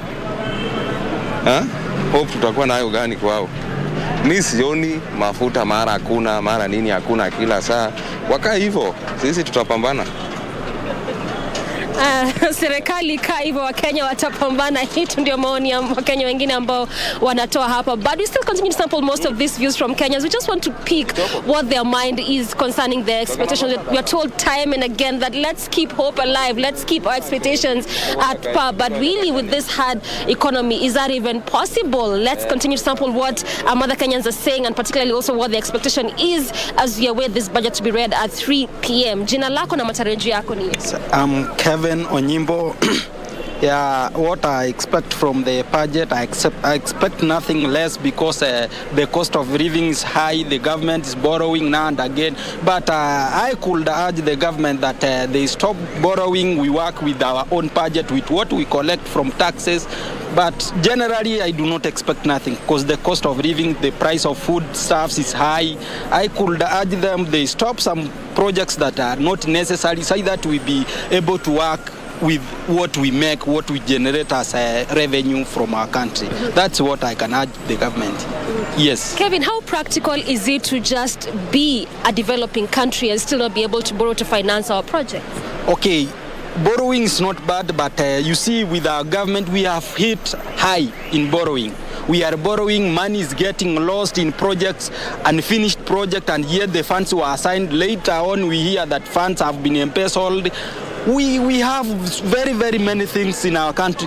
The government should first work with foodstuffs, and the projects, they are good, yes, but to some extent they assign funds and they are being stolen. We are being told that money is stolen from those. How is it good that we borrow, the money get lost elsewhere? We do not see the projects, we see them halfway, a quarters, so that one cannot work.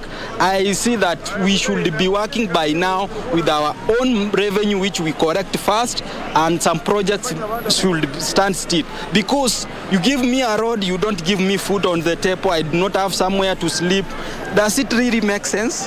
It doesn't make sense that I pass on a good road, yes, I sleep hungry, I don't eat, I depend on one meal a day, I eat only supper, from breakfast and lunch, I do not have something to take.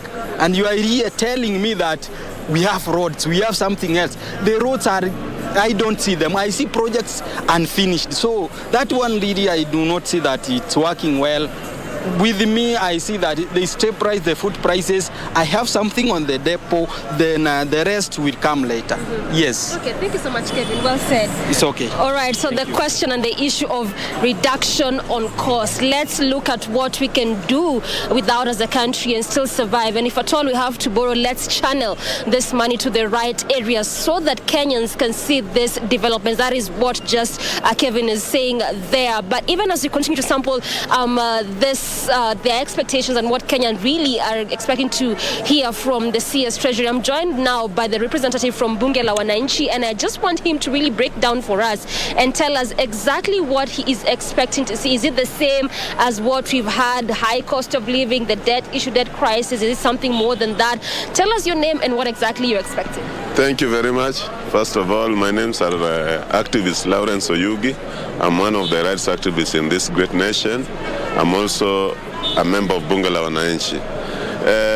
Today is a nice day for Kenyans, and we want to say that with the budget of about 3.3 trillion is good with Kenya. This is the first time we want to support the government, and we want to say that government has at least increased the money. And what we want, we are asking the government, this money, most of the money to be diverted in terms of farming. Wanunulia wa farmers enough fertilizer, na kuhusu maneno vile tumekopesha deni. We want to encourage people to pay tax so that kwa hizi madeni tumeona kazi, serikali imefanya kazi, barabara zimejengwa na mijengo mbalimbali zimeanzishwa katika nchi la Kenya. Ile kitu tunaomba wananchi wenzetu, wananchi wa Kenya, tulipe tax ndio tuweze kulipa hizi madeni, tuweze kukamilisha hizi madeni. Na haya maneno tunaongea ya high increase ya chakula, bei ya chakula imeongezeka. Hapo pia tungependa kusema ya kwamba serikali waonee wananchi huruma, hii maneno ya maziwa ipungue, na tena maneno ya transport, tungependa hii maneno ya transport serikali wakuje na mbinu nzuri ya kumeswa ya kwamba maneno ya oil imewekwa katika nchi. Tumekuwa na gallery store mzuri ya kuweka mafuta na pesa zingine zikiwa allocated, na tunahakika ile pesa rais alisign juzi ya about 3.4 billion ile upande wa mafuta itatoka katika hii pesa ambayo Rotich anaenda kusoma leo ya 3.3 trillion, na tunahakika watu wa mafuta wataanza kazi kama kawaida. Unasema Wakenya waweze kutoa tax iweze pia kufinance most of projects of the country, but Wakenya wanasema already giving enough.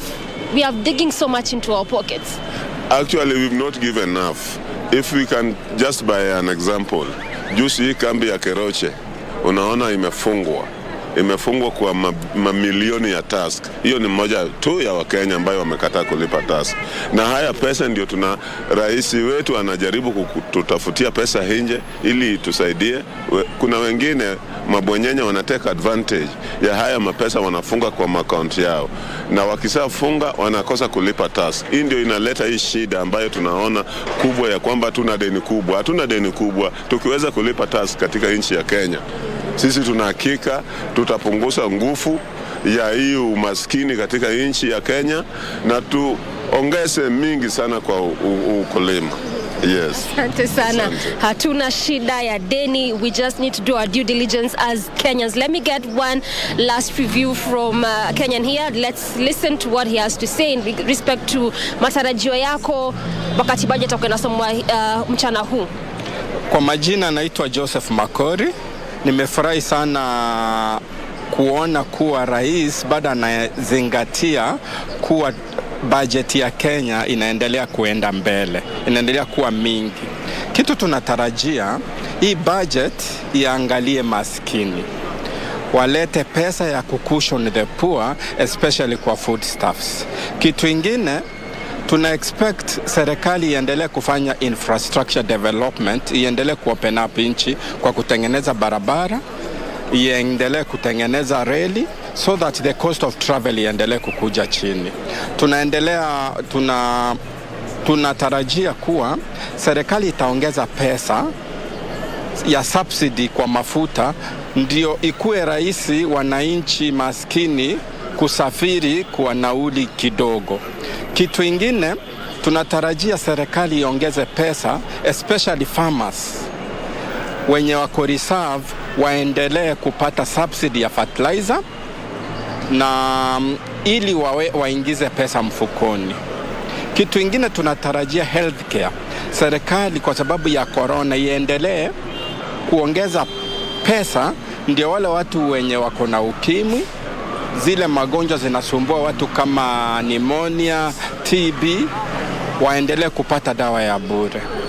Na ningefurahi sana kama madawa especially za watoto, madawa kama ya malaria ipeanwe bure. Kwa sababu hii budget ni kubwa sana na watu wako affected sana. Kitu ingine tunatarajia pesa iongezwe ya afya, kwa sababu watu wengi wanaendelea kugonjeka magonjwa kama ya kisukari, magonjwa ya pressure na magonjwa ya kansa. Tunatarajia government itaweka subsidy ya hiyo madawa ndio Wakenya wengi wafaidika kutoka hii budget. Kitu ingine ya mwisho kabla nimalizie maneno ya shule, kwa sababu kuna universal schooling, serikali itoe pesa ndio wale watoto wenye wako kwa pastoral communities wapate chakula bure, na pia waongeze pesa ya shule za mabweni ndio watoto maskini waende huko badala ya watu kupigana huko kwa pastoralist communities wa concentrate na education yao. Asante sana. Yeah, asante sana. So those are Kenyans' views and perspective. Of course, health dominating their matters with agriculture and fertilizer, the question of high cost of living, debt issue in this country, just to sample a few of Kenyans' expectation in regards to issues that they really want to be addressed. And again, you can remember that also part of what has been suggested, particularly as it pertains to our issue of financing and when it comes to our debt issue in this country, is how about we just reduce on our cost, particularly looking at things that we can do without and still survive as a country, perhaps also stretch our payment when it comes to our loans, and also see how we can renegotiate our interest with the international lenders, and also just delve deeper into what we call the public-private partnership. These are just some of the suggestions that have also come out from a number of economists as it pertains to how we can be able to finance our budget and ultimately even the deficit. And this perhaps is why you've not really had a lot of Kenyans question how the expressway is being funded, because this is how it was funded, through the public-private partnership. So more of trying to look at private financiers to come and finance more of our development projects as a country, as opposed to leaving it all together to the government. So that is what you have, Regina, at least as of now, in respect to what Kenyans are expecting. But we're still here, continuing to sampling more of Kenyans' views as it pertains to this year's budget, that is the 2022-2023 budget. Thank you very much, Doreen, there for bringing us up to speed with what Kenyans are saying down at CBD there. We understand, 85% of the workstations are within the CBD and its environs.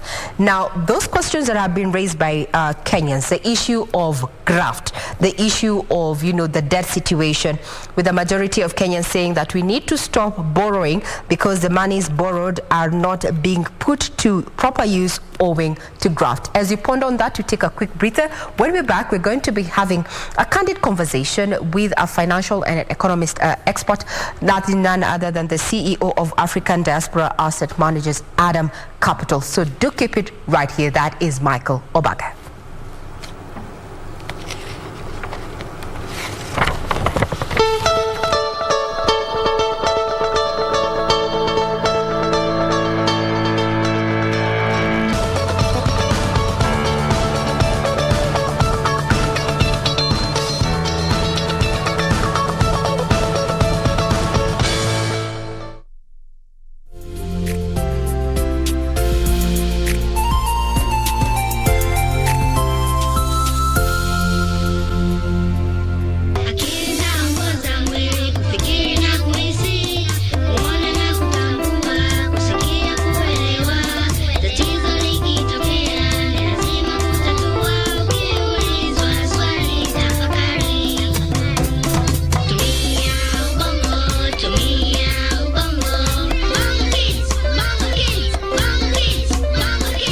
Dubbed President Uhuru Kenyatta's final budget.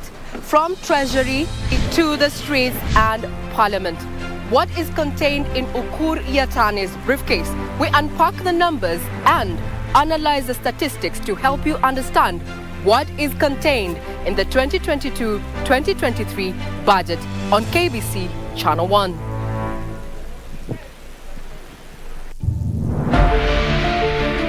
Get ready for the next big thing.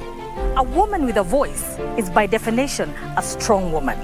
So we need to start bringing out the profession in a woman. when we demonstrate. They will come when we've been tear gassed, not when we want to pass the message. The Dada's Show is back, a show where women get to be themselves and discuss real issues. She cannot allow other women to come on the same space because she's getting different privileges from men. So akiona mwanamke, ako like, this is a competitor. This being an election year, we have given an opportunity to women to express themselves and share their expectations during this critical moment in our country. The issue of corruption and how it has impacted women and children in this country. Create jobs for the informal sector, create jobs for the youth who leave the universities. Hatutaki bora uongozi, tunataka uongozi bora. Keep your heels, head and standards high. Dadas, coming soon.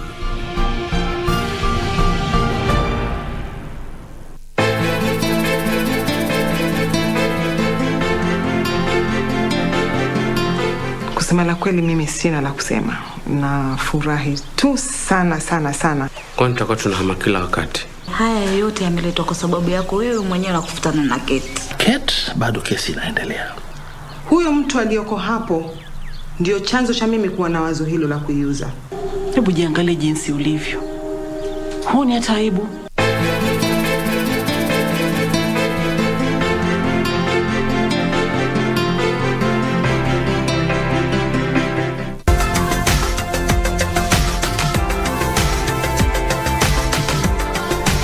Fat distribution, very important to check. It's not about the size of the body. So how do I know that I am obese? So we now do check often what is someone's waist to hip ratio. Yeah. So as a rule of thumb, if your waist as a man is about 90 centimeters, you're obese. Waist. And we know how to calculate the waist is between, I mean, it's nice for people to check up, you know. So there's a place where your waist is. Your waist can be up here. It's just right up something we call the superior iliac spine. It's just at the bone that it's behind you. So you go around the circumference. So for women above 80 centimeters, the waist, the width of your waist is too big.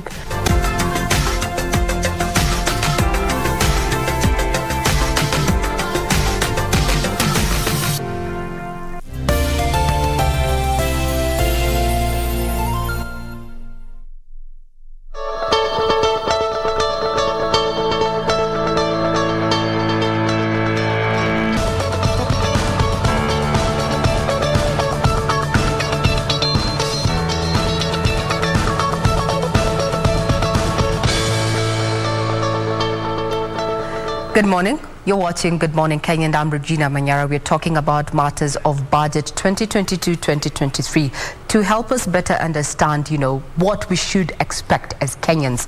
And also in as far as investment is concerned is none other than the CEO of Adam Capital, Michael Obaga. And Adam Capital is all about, you know, African diaspora asset managers. Thank you very much. Thank you. Thank you for your time. Now, there we were just doing a survey, the streets of Nairobi there, just trying to pick the brains and what Kenyans have to say in regard to the budget 2020 to 2023. What has come up is they want government to stop borrowing. And one of them has said, called Kevin, has said that borrowed monies are not being put to proper use owing to the issue of graft. The other person has come out and said, you know what, the cost of living is getting out of hand. What are your expectations, Michael Obaga, ahead of the budget presentation this afternoon? Thank you. So today's budget is being read 2 months earlier compared to the previous one because of the obvious reason of the August poll. We also saw that we're in a unique situation whereby government is also trying to fast track on its delivery of the Agenda 4. And also it's a government in a trilemma because they're trying to balance the issue to do with livelihoods, considering that Kenyans have really been bent out of shape, going by the economic and socio-economic issues surrounding, you know, the fuel prices, the cost of living and livelihoods really being obliterated. But again, it's a government that is not collecting enough in terms of taxes, and also the issue of debt, considering that our debt to GDP ratio is hitting 80%, comparing to the 40% we had 10 years ago. So it's actually doubled. So in today's proposal, I'm looking at the Cabinet Secretary of National Treasury coming up with ways in which they're going to cushion the vulnerable in society, how they're going to improve livelihoods, and most importantly, how they're going to promote SMEs and the private sector, so that they can be able to boost what we call the private sector demand. And if we promote the private sector, it means now the livelihoods are going to be better. And we are going to create employment for our young men and women. Yeah. I like your expectations. They're more positive. And we're looking at, if SMEs actually grow, given that a majority of MSMEs are the ones that are, in terms of numbers, are the ones driving the economy, then I think we have nailed it as far as leapfrogging the economy after COVID-19. But it's very good on paper. Yeah. But actualizing this, let's start off with the fact that government intends to spend a cool 3.3 trillion shillings, where the Kenya Revenue Authority is charged with raising 2.1 trillion shillings. That is 300 billion shillings more than what the target that they had last year, which they didn't meet. Yeah. The feasibility of actually the taxman raising this 2.1 trillion shillings, Mr. Obaga. So we're looking at a deficit of around 500 billion. The deficit is attributed by the fact that this is the biggest, budget being read in the history of Kenya, and we are looking at government really in a trilemma in terms of trying to balance the infrastructure needs of its growing population, which is largely youthful and learned, and we are looking at also another challenge to do with the growing debt, and also we are looking at a government that is unable to collect enough so that it can be able to suffice its budgets. Now, when you say government unable to collect enough, let me take you back to the Finance Bill 2021. We've had changes over this financial year, I think 3 times in Parliament, just trying to improve that and such, so that can help, government raise these funds. Are we looking at a situation where we are going to have a change, especially in the Finance Bill this 2022, looking at the income tax as we saw last year? Is that something that we can say that we... I don't foresee a tax rebate. I don't foresee any tax, advantages being proposed. But I see I look at a proposal whereby the Cabinet Secretary is going to come up with ways in which they're going to increase, their tax bracket, casting their nets wider in order to capture the largely untaxed, informal sector. Kenya has always suffered the burden of the informal sector, and I'm talking this as a result of the economy. 80% of the economy, Kenya's GDP, 80% of it is anchored by the informal sector, informal jobs, and 20% is the formal sector. But when you come to look at the numbers in terms of tax, and the tax we're able to collect is largely from the formal sector as opposed to of the informal sector. The large proportion of the informal sector are not, being levied their income not paying tax. Taxes. They're not paying income tax. This has been a conversation that we've had. We've had government hammer it down every now and then. We wanted to widen our tax bracket to include the informal sector, and it has not happened yet. Why would it happen now? Now, it won't happen now because of a number of reasons. First of all, you're in an electioneering period. The August polls are just here, and there's always something called psephology. Psephology is basically the study of voting patterns. So when politicians generally look at the voting patterns, and we're headed into a poll, this will be the worst time to introduce tax policies, especially targeting a larger proportion of the population.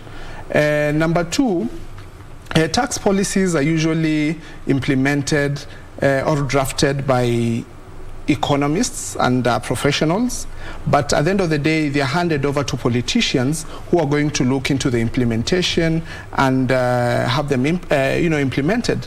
But now we do face the challenge of the political necessity for compromise. You get most governments come into place, not just in Kenya, world over, with an ambitious economic policy in place, taxation policy in place, but they end up getting compromised by the fact that, one, we do have interests, number two, we do have government formations through partnerships, other governments, the people come on board to form government with different economic policies, so we end up diluting the original economic policy or tax policy that was in place. Now, in the same breath, since we've said we are, geared towards the election, can we hope, can Wanjiku hope that they will remember that they need us to cast that vote come 9th and at least give us something? Is it possible? Today's budget proposal, I'm looking at ways. I'm looking at ways in which the cabinet secretary is going to, create an economic or accelerate economic recovery, considering that the economy is trying to recover in the wake of the COVID crisis that clearly obliterated most of the economic livelihoods and even lives. And we're also looking at how government is going to stabilize the economic resilience. Hands down, we have to give it up to the economy. We've really tried to be resilient. So those are the two areas I'm looking at, this statement, the budget statement going to be anchored on. And that will include trying to protect livelihoods, jobs, SMEs, the informal sector, and also the private sector. How government is going to caution the vulnerable in society. You're looking at the retirees, the people without jobs. So we are likely to see proposals around those areas. We're likely also to see proposals that are going to promote employment creation. So we're looking at possibility of government coming up with ways in which they're going to spur employment amongst the larger young population. So we keep the hope. Yeah, we have to. It's not all gloom. Not all gloom. Not all gloom. Now, you've talked about the issue of, the tax policy. Ukur Yatani has been quoted saying that there, plans are underway to just have a harmonized and at least not an abstract tax policy. But that has not been done yet. And this has created, anxiety around investors. They don't know, they're waiting. They've adopted a wait and see. And how has this affected our investment? Given that you're an investment expert, how has this then affected our investment? Investments are basically, let me talk about the investment markets in general. Yes. Investment markets are basically a reflection of the economic conditions in which they operate. Yes. So if a given country or a given jurisdiction is going through a challenging economic environment, you're likely to see it being mirrored or reflected on its investment markets. So we are looking at a proposal that we are likely to see a proposal from government that is going to to caution investors, especially foreign investors, during this time of the election period, considering that it's has always been a cycle that every 5 years we have to have a flight to safety by the foreign investors, and apparently the foreign investors form the majority of the investors at the Nairobi Securities Exchange. We're looking at 80%. So whenever we're getting into elections and then we have a flight to safety, a flight for safety by the foreign investors, remember they are paid in dollar, therefore it means it's going to give a pressure on the Kenyan shilling. Yeah. Therefore, that's why we always see these, inflation periods, especially during every election period. Whoa. Okay, yeah. So we're in flight as we speak. So currently, majority foreign investors are on a flight to safety. But now, would you think if we had a structured tax policy, it would also ease the uncertainty around, investment, not just looking at foreign investors, but also within the private sector?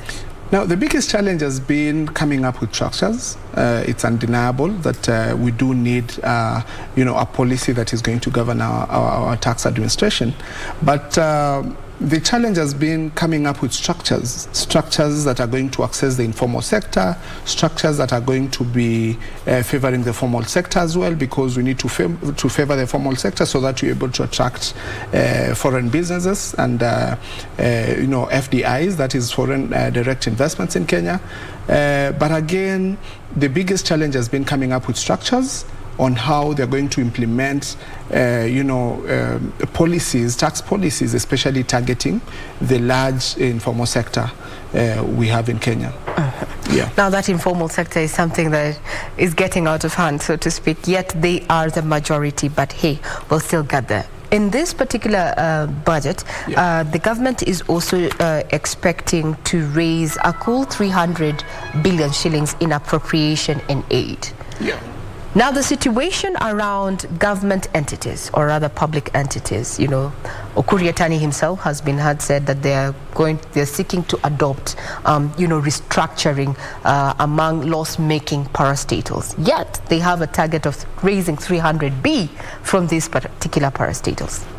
What's your take on that? It is a bit of contradiction, and if a parastatal is failing, there is nothing you can do about it, and the best proposal could have been to let them go. If they're going, we can't until how long are we going to keep on supporting loss-making machines in the name of parastatals?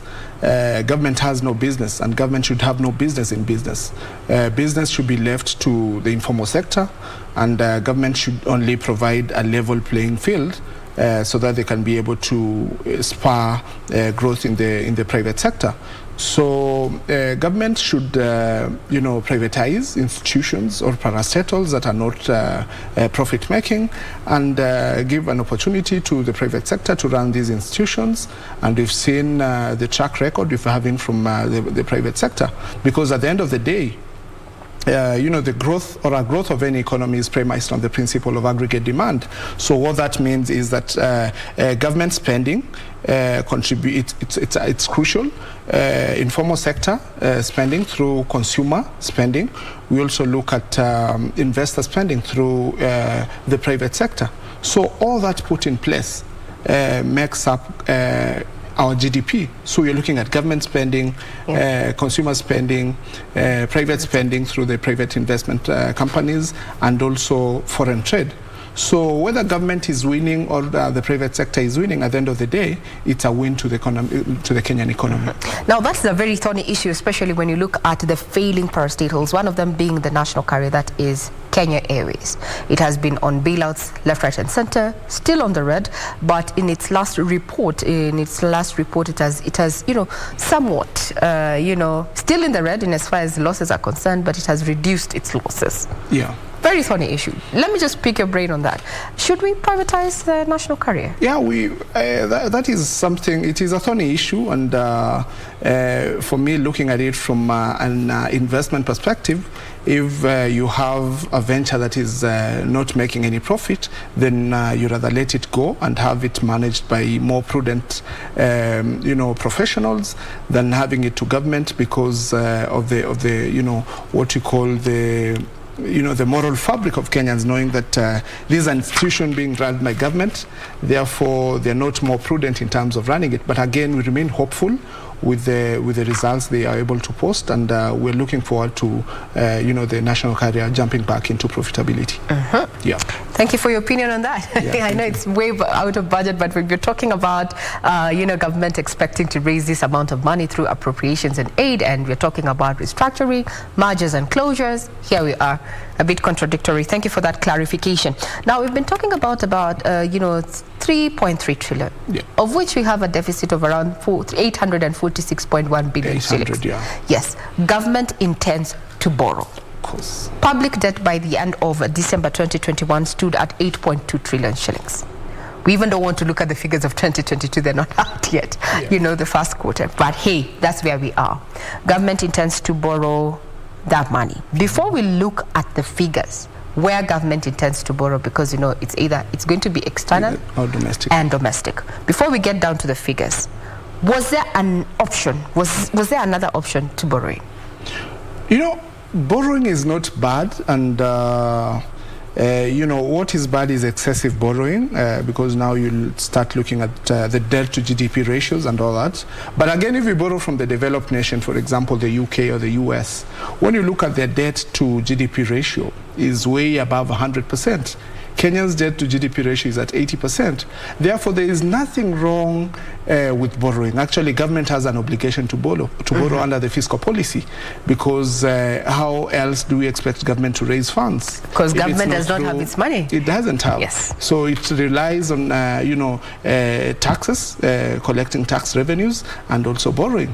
So the only challenge we have with these debts is that most of these debts are not, their terms are not favorable to Kenyans, and therefore that's why you're giving a proposal, and we hope, CS is going to capture that on his policy in terms of maybe trying to avoid commercial debts and maybe inclining more on concessional debts, so that they can be able to, have that breath of fresh air in terms of flexibility, in terms of accessing more generous, rates of return, in terms of interest, the loan interest, and also having more, a longer tenor in terms of payment of these debts.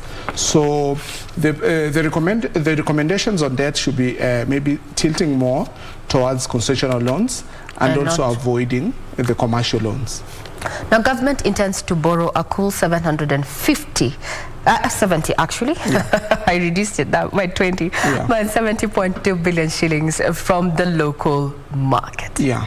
What impact will it have on the economy? I'm worried about crowding out the private sector. Yeah. Is this something that we should be worried about? It goes without saying that whenever government is going to start borrowing domestically, and they're looking at a figure around 700 billion? 570. Yeah, 570 billion being borrowed domestically, and then we have 240 billion, borrowing from the, from the international players. So local borrowing brings out a crowding effect, like you said, because now local banks are not going to continue lending to SMEs, because SMEs, individuals like you and me, are considered high risk. High risk. So when government gives an opportunity, they tend to lend more to government, considering that government is basically the bank of the last resort. Government cannot default, and because taxes have to be paid at the end of the day. So we have that scenario of banks going to considering government more compared to SMEs, and therefore it's going to bring out a crowding effect, and it means it's going to suck up credit. So now what does this say with government saying that it's going to focus on supporting the MSMEs, and the issue of credit, especially to MSMEs, has been quite the issue, the crux of the matter there, and yet on the other hand, this borrowing locally crowds them out from that accessing credit. Yeah, it's a puzzle, and like I said, it's a government in a dilemma, because now how are they going? It's going to be a delicate balancing act between trying to borrow domestically, using the Kenya shilling, because it's going to favor them in terms of payment. At the same time, they're going to give to create a conducive environment for our livelihoods through SMEs and MSMEs. So it's a delicate balancing act, and we're likely to. It's going to be interesting to wait and see how it's going to capture it in the. Now, what pressure? What is the likely pressure that this is going to put in as far as interest rates are concerned? Given where we are in as far as the value of the shilling, some experts have opined and said that by the time we're hitting June, thereabout, the shilling may be falling to the greenback at least trading at $1 to 130 Kenya shillings. That is a likelihood. The pressures on the shilling vis-a-vis the pressure on the interest rates. Yeah. Now, it's undeniable that the shilling is going to be under pressure, and we've seen measures the Treasury is trying to undertake in order to caution the shilling from falling, against the dollar. We've seen, the kind of credit facilities that a government has been able to secure from IMF in terms of trying to cushion and also to increase our foreign reserves. so that they can be able to have dollar currencies in our reserves so that they stand strong against the dollar. Number two, we've seen the diaspora remittances really trying to support the Kenya shilling. So it's undeniable that the Kenyan shilling is being anchored by the diaspora remittances, and that's not how it should be. So last month, in the month of December last year, we had up to 40 billion worth of diaspora remittances into the country, and they've really played a major role in terms of in trying to anchor the shilling against the dollar. So, but again, the election you're getting into is not really helping the situation. So it means the Kenya shilling remains in a tight spot, trying to remain to stand strong against the dollar. Yeah. Now, there's been talk about some list of growth. Yeah. Tourism sector as well as the financial services sector. Will this particular growth that we have seen, given that tourism is a bit shaky, given that this is an election year and such, given the last time we actually hit the target was way before the post-election violence and in 2011. Stakeholders are optimistic that we're in smooth sailing. However, the impact that this growth is going to have, the tourism sector and the financial services sector, in as far as the GDP growth is concerned, can we count on it? In terms of the contribution of tourism into our economy, it's been less than 10%, and the COVID crisis didn't help it either. It worsened the situation. So we're looking at recovery in these sectors, and you're expecting these sectors to be the key sectors that the Cabinet Secretary is going to look at in terms of policy and how to accelerate their recovery. Especially we're looking into tourism and also hospitality. So these are the sectors we expect government to come in strongly so that they can be able to promote the livelihoods around those sectors. Now let's look at agriculture. We've been talking about food security. It's part of the Big Four agenda, and we have seen in the latest the zero rating of yellow maize to just lower the cost of animal feeds and such. But now we're also dealing with a drought situation in the country, over reliance on rain-fed agriculture. As we are waiting the presentation of the budget there to speak, would we say that we expect that also Ukur Yatani to focus on the agriculture sector as one of the gainers in as far as budgetary allocation is concerned? He should have, but I don't expect, from what we're saying, we don't expect a generous allocation into agriculture, considering that government, we're in a government that is exiting the scene. And we're likely to see a more generous allocation into the Big Four agenda. You're looking at healthcare, infrastructure, and education, as opposed to housing, and housing that is under infrastructure. Therefore, we're likely to see a smaller allocation into agriculture, considering that agriculture tend to take. Allocations in agriculture are not instant in terms of the results, so they tend to take some time in order to see the effects. Now, however, government should allocate more into activities such as irrigation, subsidizing the subsidies, fertilizer and other farm input subsidies, because at the end of the day, agriculture contributes a lot into our GDP. Yeah. Now, talking about subsidies and such, now let's head back to the streets and find out what is going on. Today's budget day. So, Doreen, if you can hear me, what do you have for us from the CBD? Good morning once again.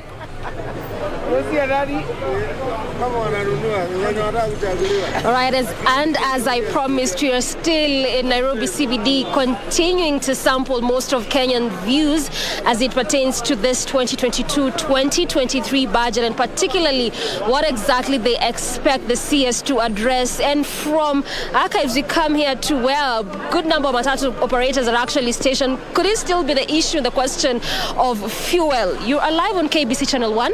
Tuambie matarajio yako ni yapi? Matarajio kwanza, mimi naitwa Nicasio Joka Jason, matarajio yangu ni wakati budget watakuwa kisoma waweze kuangalia sana mambo ya mafuta. Mafuta imetusumbua vizuri sana, na magari mingi hapa Nairobi wakati wasafiri tunasafirisha wasafiri magari mingi inakatia mafuta njiani. Kwa hivyo hata bei ya mafuta imekuwa juu, ile pesa gari inapata inaenda alafu iwezi rudisha zile pesa imekunywa kwa mafuta. Kwa hivyo ningeomba serikali waweze kuminimize mambo ya mafuta ili magari iweze kuwa chini.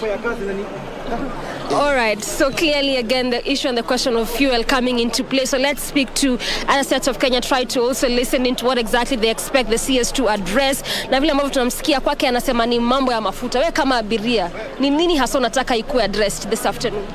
Okay, what I may expect the government or just the treasury to address is the issue about what main issues that are affecting every Kenyan or an ordinary Kenyan.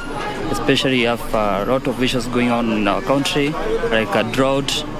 I was expecting I would expect the government would address that issues in a way that they will be having a ways of how to cope up with drought and famine and these issues affecting every fuel issues.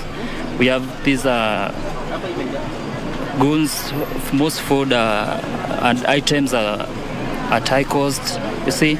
So we are expecting the government to have a way to provide solutions, especially allocating more funds on those issues, on subsidizing farming, fund to be allocated to subsidize farming inputs and output, and providing more money on those people who are suffering in our semi-arid and arid areas in Kenya. That's what it's a matter of concern in the country. Yeah. Thank you very much. And clearly around this place is just a beehive of activities. Actually, I'm at the famous tea room area where a good number of passengers are boarding vehicles, some just alighting from the Mount Kenya region. So clearly around this place a beehive of activities. And again, just from what you've heard from these two Kenyans, clearly the question of drought taking center stage, fuel also taking center stage. So before we get to wrap it up from Kenyans' views, let's get to listen into one last Kenyan on what exactly they want the CS to address this afternoon. Majina yako na nini hasa unataka ipewe kipaumbele? Okay, mimi naitwa Davis Dega, mimi ni mwanafunzi. Kulingana na mimi, kwanza ningependa CS aangazie sana mambo ya mafuta. Mafuta, ongezeko la bei la mafuta limeathiri sana hasa vyakula na uchumi umeweza kwenda juu sana. Unapata vyakula na kusafiri imekuwa shinda sana. Naam. Unataka mafuta kabisa iangaliwe? Mafuta kabisa iangaliwe. Hiyo ndo shinda kabisa Kenya. Kwa hivyo ikiangaliwa uko sawa kama Mkenya? Na bei ya vyakula itaweza kushuka na tutakuwa sawa kabisa. Santi, you can remember that the president assented that budget that was actually on Monday, whereby it's supposed to go to oil marketers and to see how well they can stabilize the fuel prices. But picking from what the PS said is that so far they've already channeled 8.2 billion, and the remaining amount they'll channel it over time. So clearly, again, much as this was done and some money was already channeled to oil marketers, it still remains a pertinent issue to a good number of Kenyans, the question on the issue of fuel, because we obviously know that fuel is a very important factor of production, and any time there's shortage of wheat, or even if it goes high, then ultimately the ripple effect is always felt in the cost of living, and that's why we're also experiencing that as a country. So that is what you have this morning as it pertains to Kenya's perspective when it comes to what exactly they want to be addressed. But also what I can say is that let's just also wait to see how we are going to finance this budget, and again the deficit that presents itself in this budget. What exactly will the CS address, and what exactly will he say in terms of how we are going to finance and how we are going to meet our deficit? We take a very quick breather. We come back with more Good Morning Kenya. Stay with us.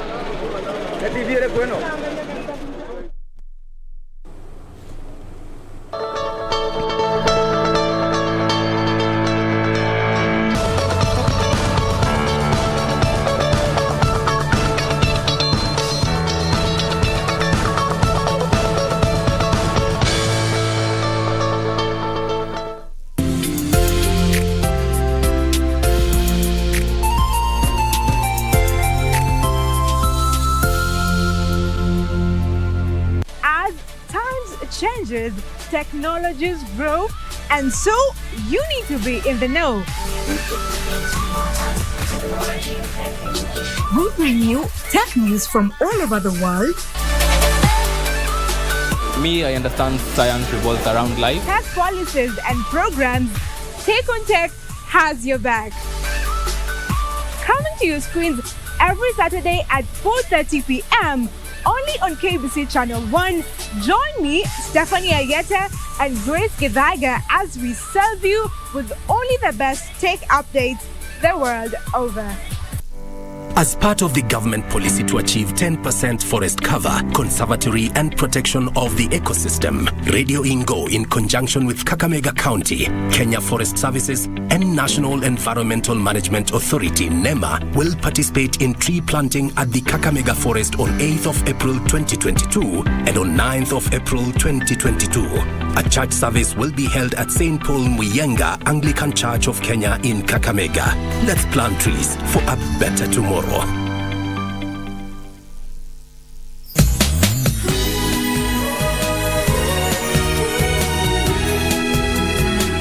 He killed his wife, Pinky. Don't act like you're surprised. You gave birth to him, Mom. In order to get married to me, he killed his wife with his own hands. And now, to get another woman, who knows what he's capable of? Step aside! Why are you beating him? Who gave you the right to do that? Didn't I tell you? I truly love him. You kept saying that since you've decided to get a divorce with her, you'd cut all ties with her. Divorce? What did you say? You may just do some asking around.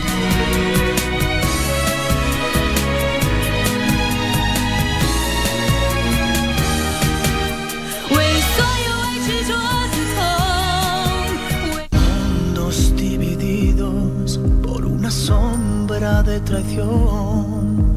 Alonso must never know about this. He mustn't. He should. Alonso also needs to know.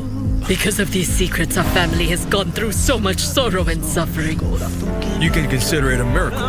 Don't worry, Doctor, because we're going to do everything that is necessary. What matters most right now is for him to regain his health. I don't want to break her heart. I want to mend it. Are you trying to mock me? No. Hey, you're not going anywhere until you tell me where your son is. Let go of me. I don't Just know. answer me. You're answer me. I don't know where he is. You are the son of Leonardo del Rio. Lying heart. Fue sembrando el veneno y la ambición.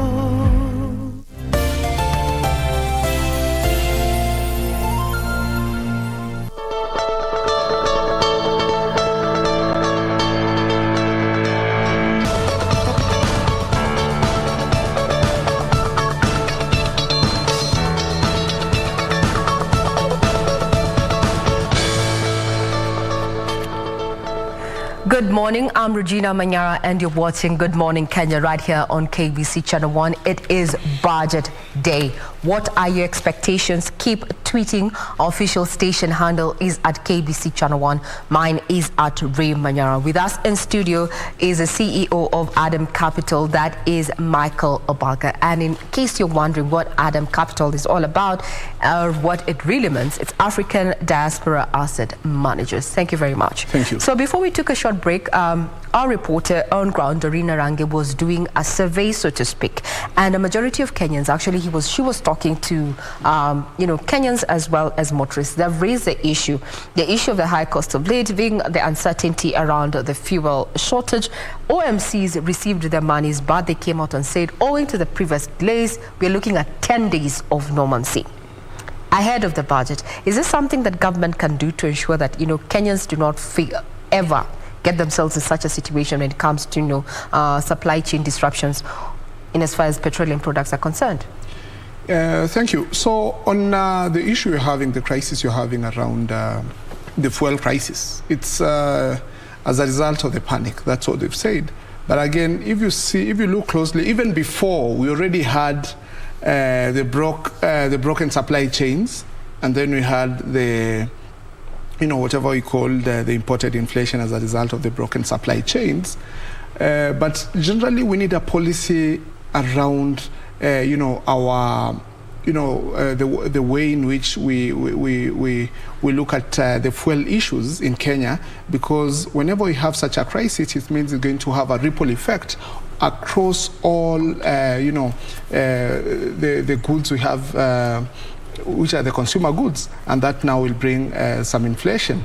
So there is need, I do agree with you, there is need for policy that is more clear and how government should be able to tackle such crises in future. Indeed. Yeah. We'll be looking at that or keeping tabs on that. Everyone is worried. Jokes have been made, especially on social media, with some opting, now we are biking now we are carpooling, others now Subaru drivers be on the lookout, no overspeeding, spare more food. I mean, it's something else. And also we've been seeing other memes going around, families now measuring their cooking oil and such. That's where we are. And conversation around the Kadogo economy coming back. We will get there as we're talking about investment. But I feel like the carpooling, there's nothing wrong with carpooling, and maybe it's something we need to have in the society, that it's not a must that everybody drives into the CBD. We can be able to carpool. Maybe government needs to look into the city's metro, the train metro system that is going to connect the CBD and the neighboring counties. Maybe it's going to be a solution to our transportation crisis we have whenever we have a fuel crisis. And maybe these are policy issues that can be able to solve more than one issue. So, for example, if government comes up with a high-speed metro system that is going to serve the CBD and the neighboring counties, it means you're going to solve the issue of traffic congestion on our roads, at the same time solve the housing issue, because now there is no need for me to live within Nairobi. I can be able to live in Machakos, Limuru, Thika, and still work from CBD comfortably. Yeah. I think that's why they came up with the BRT. Yeah. We are yet to see it come to fruition. Yeah. That we hope the paint on the thicker roads, and actually the majority of these projects, for example the BRT, the metro train systems, are projects that can easily be financed not through borrowing but through PPPs. Yes.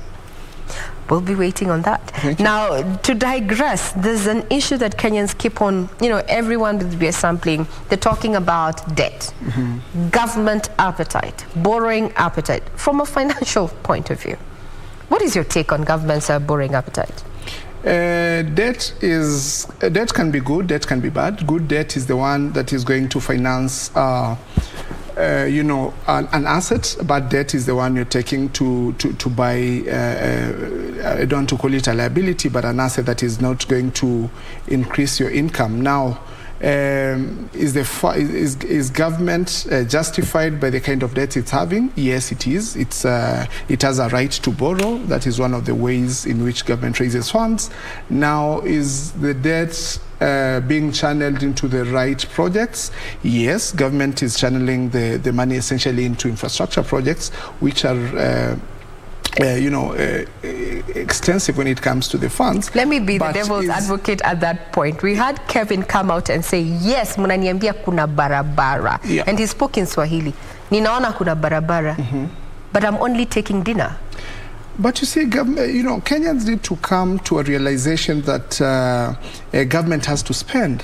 And again, for them to foster growth in our economy, they have to promote government spending. How does government spend? It spends through infrastructure projects. It has to create hospitals. It has to create roads.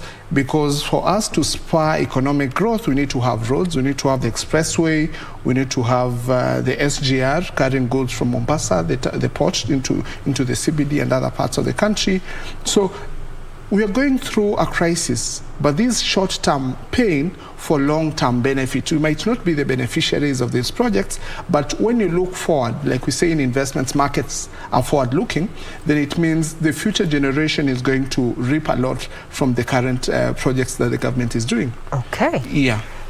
Kevin better understand that, and so many other Kevins out there.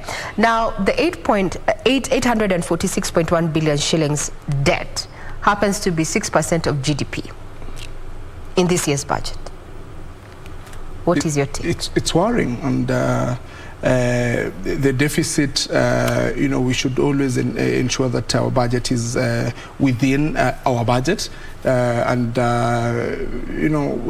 saw a proposal where the Cabinet Secretary is coming up on how to cap the deficit at 400 billion and at 3% of the GDP. It's a good move, and it's generally tailored to avoid, in order to ensure that government doesn't again go increasing the debt ceiling, which is currently at 9 trillion. Now, talking about the debt ceiling and government going and increasing it, there's been talk that, there's a proposal by Treasury to raise the debt ceiling from the current 9 to around 12 trillion shillings. And yet we're here talking about our debt situation. Come June, a majority of our debt, or rather loans, are coming to maturity. Are we seeing a debt restructuring? Is debt restructuring actually in the offing? Because the numbers don't look so good. Yeah, they have no option. They have to restructure and take more concessional loans. The majority of this debt is also going into recurrent expenditure, which is not a good thing, as opposed to going into development. Previously, government has been borrowing to pump the money into infrastructure development that was intended to have a trickle-down effect. Considering that government is spending more on infrastructure, then we expect some incentives in terms of the trickle-down effect onto the economy. But again, considering that infrastructure projects take time for us to realize the benefits, it means Kenyans will continue being bent out of shape, at least for the near future. But again, it will depend with the incoming government policy. The government that is coming in, the kind of policies they're likely to have, whether they are going to be more on GDP in terms of government spending. We don't expect the incoming government to consider concentrating on infrastructure as a way of trying to, government spending as a way of trying to grow our GDP, as opposed to consumer spending and private sector spending. Therefore, focus should be more on how government is going to accelerate economic recovery and also promote livelihoods by promoting the private sector and also the MSMEs, at the same time trying to promote consumer spending so that you can have that purchasing power to purchase your consumer goods and basic commodities. And it will mean that one now will be felt at the grassroots level, because currently what you're having is that GDP is growing at 5.6%, but at the same time it's not being felt by the mwananchi, because it's largely government driven. The GDP is driven by the government spending as opposed to consumer spending or corporate spending. Now that you've mentioned that the incoming government, what is the fate of the Big Four agenda? Given that this particular budget has been dubbed the legend Uhuru Kenyatta's final budget, the legend budget, the legacy budget, actually, the legacy budget. What happens to the Big Four agenda projects, given that we see even from the World Bank saying, in as far as stalled projects are concerned, they're at around 40% and they're holding a full 9 trillion shillings. Now, like we said, and I agree, it's going to be a legacy budget in the sense that it's going, the Big Four agenda is going to have a very generous allocation because you're looking at a president who's going, and he really wants to ensure that his programs under the Big Four agenda are, completed, or rather, even if they're not completed, but there is enough budget around those projects so that it can have a legacy. So we're likely to see a very generous allocation in the Big Four agenda, infrastructure, healthcare, and education.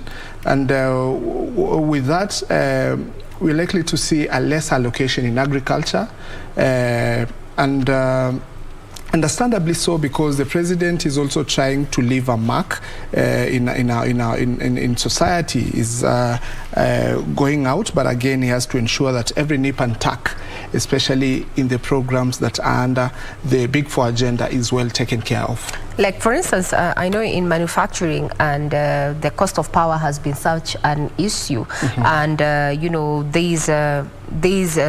the BPS in the 2022-2023 proposed budget, around 364.3 billion shillings is going to go to the energy sector, and part of it is going to pay the second phase. You know, the president came and addressed Kenyans and told them, hey, we're going to have a 30% cost reduction in the cost of power. Only the first phase has been implemented, but out of this 364.3 billion shillings is going to go to that. We will wait and see. Maybe then the cost of production in as far as manufacturing is concerned, will go down. But now my issue, when you look at the Big Four agenda, there was the issue of affordable housing. When we started and when we had these pronouncements, we were targeting 1 million housing units. It was revised down to 500,000. So far we have 1,000 housing units that are complete. In as much as we're trying to be generous to see these through, there are some of these projects that are not likely to actually meet the target. From where I sit, I'm looking at housing. Or how can we jumpstart I that? feel like government failed in the approach they took on affordable housing, because the concept they had is government coming in and trying to come up with their own projects, housing projects. But the affordable housing agenda can be best met through the PPPs. That is the best way in which government can come in to offer incentives and make it easier for developers, especially in the real estate, to come up with the affordable housing for their own, for their own clients, and also for even the most lowest cadre Kenyan who can be able to now be able to afford a house. So such projects are best met by partnering with the private sector, and we've seen it's possible through the expressway. Therefore, that is the way to go in terms of that particular agenda. Projects. Yeah. So I remember the housing levy just was dropped. Yeah. Anyway, that's that. We are here now. Now, talking about the debt, and you have said that it's definitely debt restructuring is going to happen. We have IMF here, and it has been captured by one of our various dailies this morning, just saying that the International Monetary Fund has set various conditions for Kenya to continue accessing loans. One of the ways, or rather one of the pressures that IMF is putting on Kenya, is to complete the medium-term revenue strategy that is expected to identify, a coherent tax policy and administrative measures to widen the tax base by at least 2024. So we are seeing even the lenders coming in and saying, hey guys, you need to widen your brackets. Yes, we need to widen our bracket. But now also the definition is who falls under the category of jua kali, or rather the informal sector. I find that there's an issue there. Is that it has always been a definition issue, basically on defining who is really SME, who's informal, who's not, informal. And like we said, 80% of the economy is being, our GDP is being contributed by the people in the informal sector. Hands down, we have to give it up to them. This is where money lies. And where there is cash flow, that's where government should go. So there is need to have structures in the informal sector. There is need to ensure that government has ways in which it's going to monitor the activities in the informal sector, so that they can not only tax the MSMEs, but also come up with ways in which they're going to address their problems, so that they can be able to improve their livelihoods and then collect more. In terms of increasing taxes for the already overburdened Kenyans, no. Please no. I'm with you on that. Please no. I don't think we can survey has it. Actually, if you lower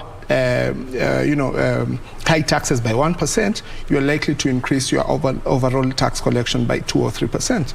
Therefore, let's not overburden the already taxed Kenyans who are already bent out of shape in a crisis, in the wake of a COVID crisis. Instead, let's come up with structures that are going to increase our tax bracket by focusing on the informal sector, focusing on how we can be able to create more employment in the informal sector, and also protect livelihoods and caution the vulnerable in society. Indeed. Now, we have been asking you, what are your expectations of the budget? We expect that Ukur Yatani, that is the Cabinet Secretary, National Treasury, is going to be presenting the 2022-2023 budget from Parliament buildings as of this afternoon at 3 p.m. So what are your expectations? Just to sample but a few, our Twitter handle remains at KBC Channel 1. Mine is at Ray Manyara. Let me sample a few that we have gotten here.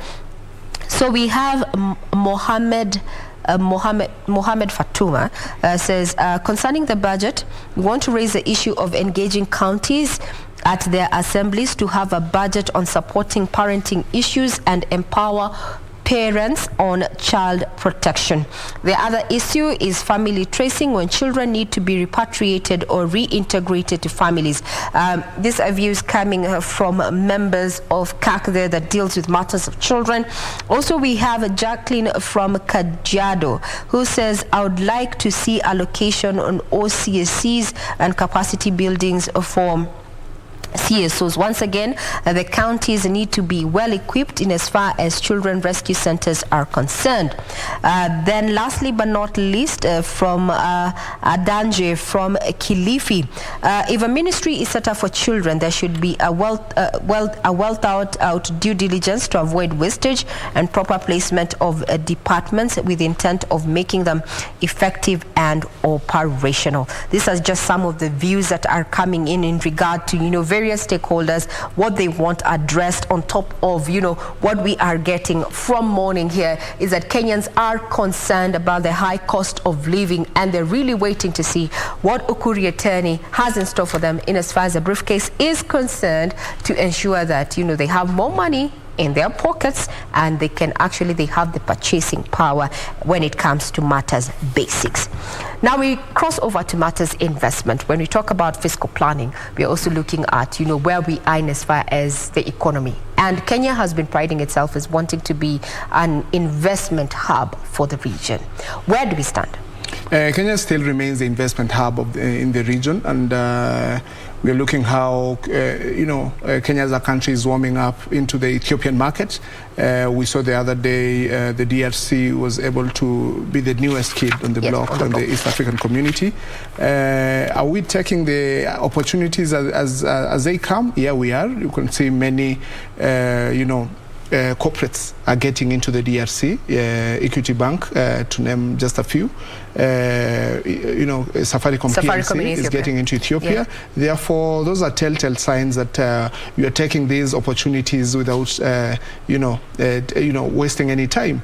Now, are they good opportunities? I look at the population, I look at the demographics, Ethiopia, DRC, anytime. Mm-hmm. So I'm looking at a possibility or an opportunity for private sector in terms of expanding, their strategic plans and getting into this new jurisdiction, and also making their balance sheet as strong as possible. Yeah. Mm-hmm. So now, let's come to the ease of doing business. Yeah. If we still are, the ideal investment destination, when it comes to ease of doing business, the rankings have it, but now on ground, what is the situation on ground from an investment point of view? Yeah, it's still challenging going by the number of levies an SME has to pay to part with in order to establish business. On paper, it's easy to register a company. These days, it only takes a day or two to have a business name registered and a company name, of course, incorporated. Those are wins, and we cannot take them away from government. But in terms of levies being done by the county government are overwhelming to the SMEs, and we need lobby groups to come up with ways in which they're going to ensure that we have a uniform levy policy at county level in order to avoid the double taxation being carried out by county governments. Instead of them, they should come up with more innovative ways to raise their own revenue. Like I said, when you reduce high taxes by 1%, you are likely to increase your overall tax revenue by 2 or 3%. It's been proven. So governments, especially county governments, should ensure that they're making it easy for SMEs to operate, because without making ease of doing business at the grassroots level possible, then it means you're not going to collect any taxes. Mm-hmm. So governments should lead from the front, both county and national government, in terms of coming up with an ease of doing business. They come up with a one-stop window whereby you can only pay one business permit that is incorporating everything. so that to avoid businesses coming up with, all these matter of, levies being levied on them, and they're discouraging these and also SMEs. Creating a loophole for unscrupulous officers within the value chain to harass MSMEs. That's one of the issues that has been raised by MSMEs, especially at the county level. Now, we've talked about, investor flight. Given that, the elections are around the corner, this happens every election cycle. So, are we experiencing it? It's already happening. It's already happening. We've seen, a mass exodus of especially foreign investors from the Nairobi Securities Exchange, regardless of the Q1 results, especially banking results, which are so good. Yes. We didn't see a lot of activity in the Nairobi Securities Exchange as expected. We've seen a lot of flight to safety, whatever you call flight to safety. Investors, especially foreign investors, fearing of the eventualities of the August poll. Yes. So they tend to run away and they cash out so that they can be able to wait for the elections to, be completed, and then they can come back. It's a normal phenomenon. However, markets are forward-looking. Whereas they're making a flight to safety from the NSC, however small that might be or large that might be, they are going somewhere else. And where are they running to? Now, we usually say markets are forward-looking. So investors, we've seen it even with the crisis we have in Ukraine, investors tend to liquidate. Even in the US, they tend to liquidate their fixed income assets. We're talking about government bonds, especially in the US, and the money market funds. And they're getting into more, more speculative. Sometimes they're getting into crypto. Others are getting into precious metals, which are gold. Others are getting into money markets. Locally, money markets have really been doing well, especially the public markets. Government has been giving auctions, especially on this government securities, treasury bills and bonds. The coupons or the interest rates have been very attractive. We've seen there's really been an oversubscription, especially to the longer government papers. Those are government bonds and bills which are more than at least 364-day papers. That is the one-year treasury bills. And the result, it's as a result of the attractive coupons government has been able to give on these bonds, and also the foresightedness of investors that they want to get somewhere where they can be able to go long. At the same time, they get a very attractive return as they live through the period secure investments. Of elections. Exactly. Secure investments. But we've also seen a lot of innovation around collective investment schemes. We've seen new players coming on board, Adam Capital being one of them, through the Adam products being powered by the Adam Asset Managers Limited. So we've seen Kenyans, especially locals, moving a lot into the money market funds, balance fund and equity funds because of the main reasons of these funds are regulated and they are largely giving returns which are above the market average. And some of these products are very innovative, with links to M-Pesa, links to MasterCard and Visa card, many benefits coming on board. Fintech, they are helping move things around. Exactly. Now, as we come to a close, I would want to give you 45 seconds, so to speak. Ahead of the budget, we've been asking Kenyans about their expectations and what they would want to see. Give us your parting shot in as far as what we need to prioritize in the next financial year, 2022-2023. Mr. Obaga. Whereas this budget statement is going to be centered around how to enhance economic recovery, at the same time promote livelihoods, we are likely to see government looking more into the big four agenda. They're likely to be a generous allocation. But in terms of recommendation, we do recommend government to consider debt restructures and also move into more concessional loans as opposed to commercial loans. Number two, government should focus more in terms of increasing its tax bracket, try to cast its nets wider in terms of collecting tax revenues, target the informal sector by coming up with structures, and lastly, to consider PPPs in order to make it easier for them to come up with infrastructure projects and other development activities in the economy. Indeed.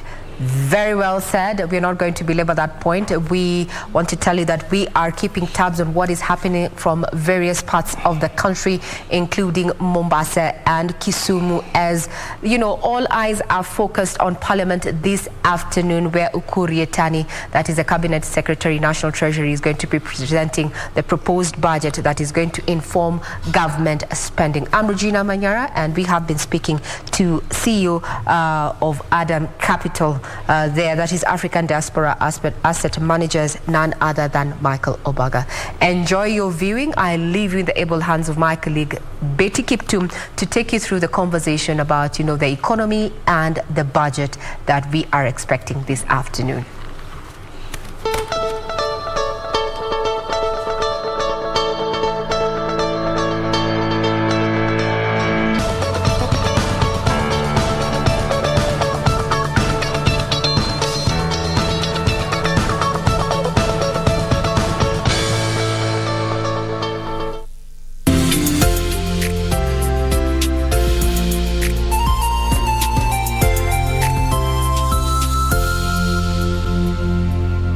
Dubbed President Uhuru Kenyatta's final budget. From Treasury to the streets and Parliament. What is contained in Ukur Yatani's briefcase? We unpack the numbers and analyze the statistics to help you understand what is contained in the 2022-2023 budget on KBC Channel 1.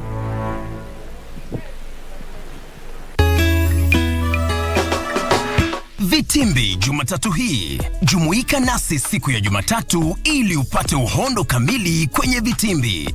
Hiyo basi usikose burudani tosha kila siku ya Jumanne hadi Alhamisi saa 1:35